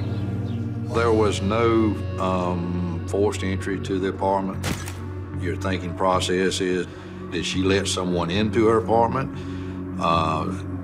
Was the apartment unlocked at the time and someone entered in? If no one forcibly broke in, how did they get in? You can't break in through the doors. The doors are solid wood. They're set in a steel casing that is set into the concrete. So when the deadbolt goes through the steel casing, it goes into concrete. And unless you have an axe, you can't chop down that solid wood door. Someone had to have a key, either a spare key or a master key. And well, we knew that one person that had a spare key to the apartment complex was the maintenance guy. Detectives track down the maintenance man at the Barristers Hall Apartments, David Dorer. He was a law student himself and very much dedicated to finishing his degree and practicing law. He said that he didn't keep a close eye or have a lot of contact with the other occupants of the apartment complex unless he was doing a job for them. Investigators ask him when he last saw Lauren. He had informed us that he had been to Lauren's apartment a couple of weeks prior to us finding her body. David Dorer says that he too was consumed with studying all week and therefore can't provide a solid alibi. The fact that David, the building's maintenance man, had access to that room and to the saw and would have had access to all the residents' personal information, to keys to their units, could have wandered through the halls and around the grounds under the cover of darkness and had a lawful pretext for doing so. To me, I mean, it seems like it was a good fit. When the autopsy results come in, confirming that the torso does belong to Lauren Giddings and that she was likely dismembered with a hacksaw, detectives go on the hunt for the murder weapon. And they asked to see in the laundry area. We let them into our lockout closet, and all of our, as I told you, all of our tools were hanging there. And there was a saw there, but it was one of about 3 saws that was on the peg. And they asked, are these your tools? And I said, yes. I had no reason to think they weren't. They all look alike. But one of those saws isn't like the other. It shows positive traces for blood. If I was a betting man and I found this hacksaw covered with what appeared to be human blood in the same building complex as Lauren, who was dismembered, I mean, I would be betting 100 to 1 that that was her blood on the saw. At that point, it shoots the maintenance man up to the top of the list of being a possible suspect. When they ask the maintenance man if the hacksaw belongs to his set of tools, he denies it. The maintenance man told us that he didn't know anything about the hacksaw, that he'd never seen it before. We're lied to all the time, so for him to not be truthful about the hacksaw would not be unusual in a case at all. The question then is, if he was so careful about disposing of the victim, why leave the most incriminating piece of evidence essentially in plain view in a room only he had access to? It almost seems too convenient. While the hacksaw is sent off to forensics, detectives fend off a media firestorm. When you got a crime like that and, people are wondering what happened, people want answers. They want to know, what are you doing? Or, do you have any suspects? We kept calling every day trying to find out new information. So I'm sure the police department felt the pressure. It was definitely the main thing everyone in the community was talking about. Facing immense pressure to solve Lauren's murder, detectives bring in over 20 members of the police force to help bring her killer to justice. I think once they found the hacksaw in the laundry room or maintenance room of the development, they knew that it had to be someone who either lived in that development or was very close to it. Detectives begin a thorough search of every apartment in the complex. There's only one person who doesn't willingly consent, Lauren's classmate, Stephen McDaniel. The way the apartments were set up, there were 2 downstairs apartments and 2 upstairs apartments. And Lauren lived in the apartment upstairs to the left. Stephen lived in the apartment upstairs to the right. So they were kind of next door to each other. Stephen is a very different person. He seemed a little socially awkward. Some of the conversations he would have with me when I was on site working in the flowers or whatever, he'd stand there and talk to me for 30, 45 minutes about the entomology of bugs. And that was Stephen. Suspicious about why Stephen won't voluntarily allow a search of his apartment, investigators question him downtown. And I remember getting so upset because they were treating Stephen differently. All right. I just gotta ask you a few more questions. I remember saying to one of my friends that they're stereotyping. You stated that you're willing to do anything to help me. If I can help, I will, but... By helping me, I've asked everyone there, and everyone in the apartment complex has agreed, except you. It's the lawyer in me, I suppose. I mean, what can I say? I just needed to know. Just the way that he was acting was suspicious in general to me. How'd you get this mark down here on the chin? Place I've been picking at. Problem is this hair right here, right in there. I don't know what it is. It gets infected or ingrown, and whenever I scratch at it, it starts to get irritated. So you don't want me looking in your apartment at all? If you want to look there and see if Lauren is there, I'll walk you through it. You don't have no problem with that? No. Okay. Investigators went over to the apartment and began searching it.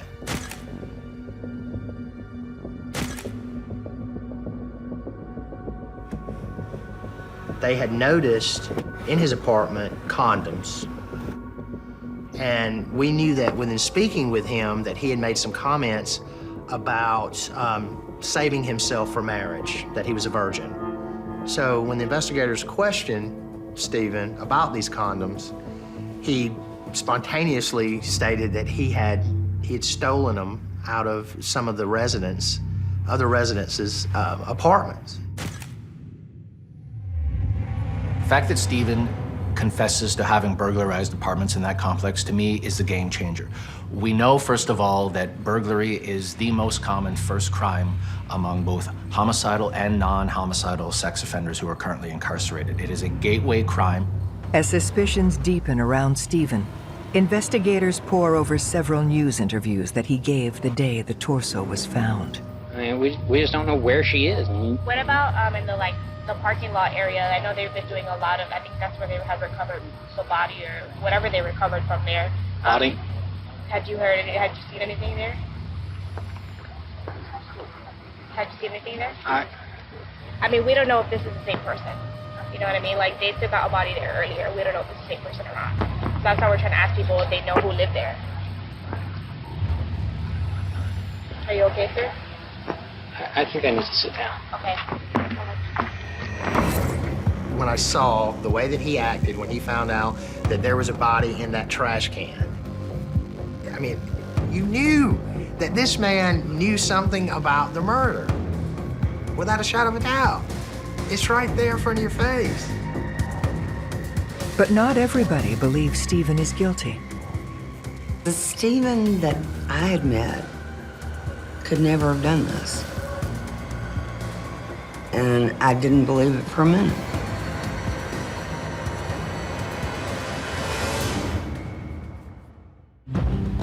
Stephen McDaniel has confessed to burglarizing his neighbors, leading detectives to wonder whether he was the stalker who murdered Lauren Giddings in her own home. We were able to take a burglary warrant out on him. He was subsequently arrested on that burglary and held until we were able to possibly get enough evidence to prove murder. With Stephen in custody, investigators obtained a search warrant for Stephen's apartment, where a more detailed search at that time was conducted. And during that search, they located a pair of panties. So in my mind, as a psychologist, I'm thinking, what is Stephen's fantasy life? What is he thinking about? What is sexually arousing to him, and how may have Lauren fit into that? They send the underwear to forensics for DNA analysis. Meanwhile, they make a startling find in Stephen's apartment. I guess it was the second or third day, and I arrived at the apartment, and they called me over. One of the detectives called me over, and he said, "Do you recognize this?" I recognized it, and I said, "It's a master key. Where did you get it?" And he said, "It came out of Stephen's apartment." And I was absolutely devastated. I was feeling like, oh my God, am I the one that lost his key that Stephen found? And is this my fault? But they didn't find just one key. There were 2 keys that were found in the apartment.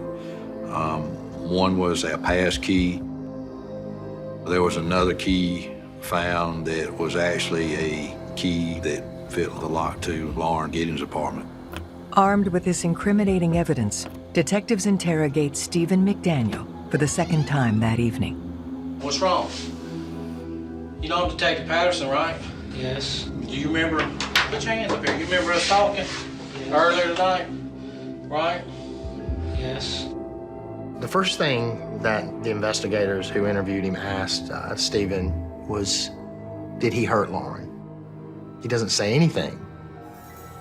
Stephen just kind of puts his hands up on the table in the interview room and just kind of stares off into space. Look, just tell me what happened, brother. I don't know. Well, where's she at? I'm asking you for your help. I don't know. I need you to tell me what you want me to tell her mother. I don't know. Do you need to see what you told the media? It was on the 11 o'clock news. Well, I'm asking you. Tell me. I want to know. I don't know where she is. I think it was a desperation move on his part. Stephen, at that point, he probably knew that he'd been had, or that the gig was up, and he didn't know where to go from there. Where were you at yesterday? At home. What'd you do at home? Tell me everything you did yesterday. From the time you woke up to the time you went to sleep. I don't know. Steven, you're gonna look at this right here, this little girl right here, and you're gonna say you don't know? I know you know. I don't know. Yes, you know. You did something stupid, and I believe you feel bad about it, and that's why you're all freaked out right now. Detectives interrogate Stephen for 3 hours, trying to get him to confess, but they get nowhere. In Stephen's case, the fact that he clams up, lawyers up, whatever term you want to use, and essentially doesn't want to speak to investigators or confess, the joke is that his browser history does the confessing for him. On his computer, we located websites of sadomasochism. There was bondage on his web browser. We also located where he had looked up on how to get away with murder. We also found where he had looked up on how to dismember a body. I think what we see with Stephen is somebody who may have begun by thinking about Lauren, looking at certain materials online, and the more he looks at this, the more aroused he becomes, and he resorts to more intrusive kind of activities. So he starts taking pieces of clothing from her, letting himself into her apartment using a key. So he becomes occupying of her personal space, violating her, if you will, in more and more intrusive ways, to the point where perhaps this was what we would refer to as a lust murder, where he, is pairing his sexual arousal with cruelty.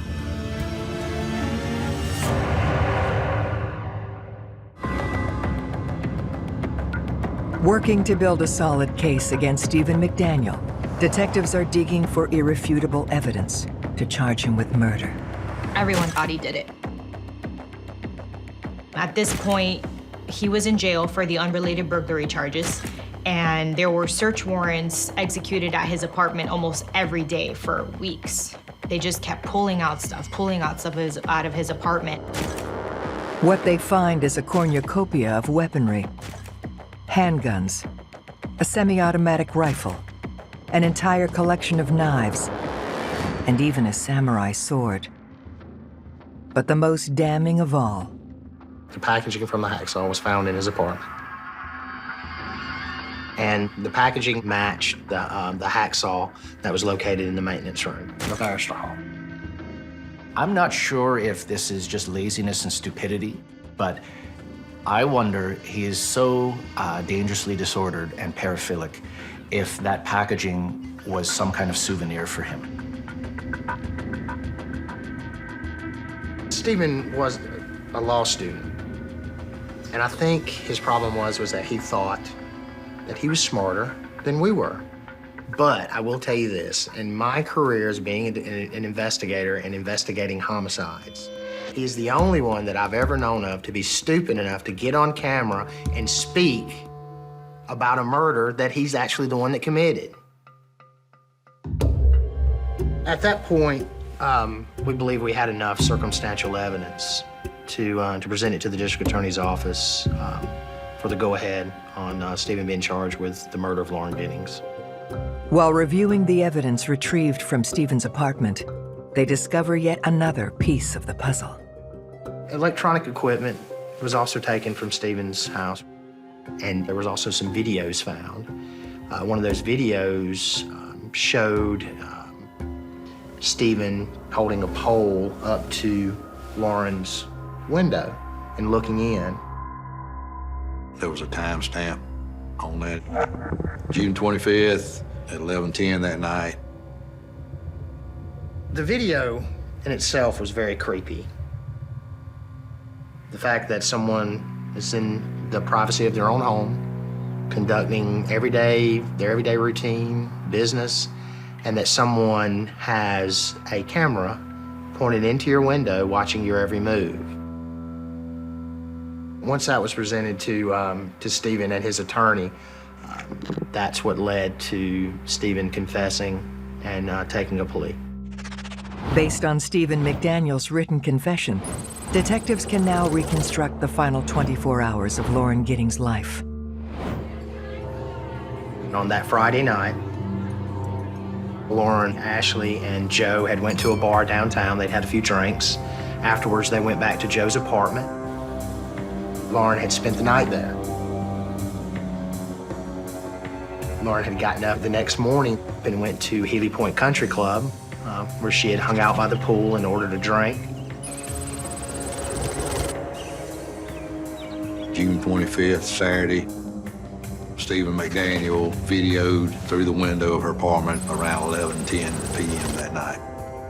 Stephen said he entered into her apartment at around 4:30 a.m. He said he came in the apartment that morning with a mask on.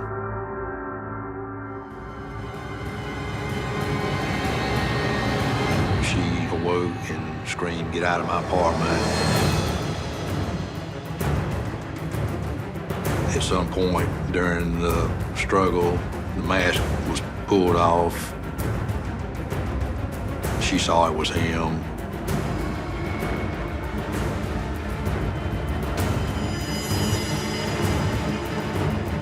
He confessed to strangling her to death.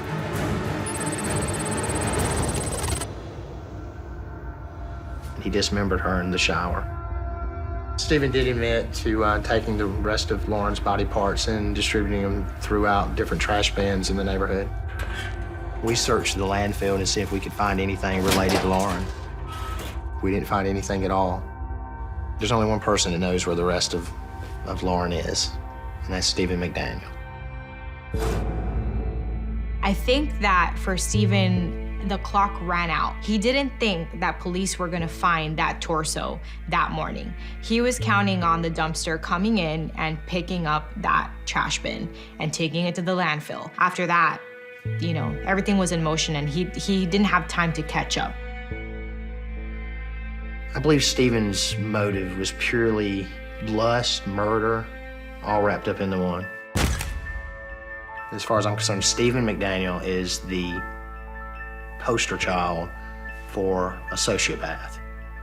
He knew exactly what he was doing. He planned the murder, and then he carried it out. He's the worst kind of killer. Stephen McDaniel is sentenced to life in prison for the murder of Lauren Giddings. Initially, they were going to go for the death penalty on this case, but due to the fact that Lauren didn't believe in the death penalty, they did not want to hand it out to Stephen in memory of her. Detectives believe they may have stopped a serial killer in the making. I think that if he had killed once, that it's possible that he could kill again. I don't think that anybody would be safe with him back on the street again. The fact that they were able to catch Stephen McDaniel and arrest him for the murder, I think brings some relief to the family, but it doesn't change anything. How can you get through something like that? Especially when the last few hours of Lauren's life, they have really no idea what happened or what went through her mind. And then to not be able to give your sister, your child, a proper burial, I mean, it's heartbreaking. When you have someone that you love taken from you, there's nothing that anyone can do to give you closure, even catching the person who did it. You're scarred forever.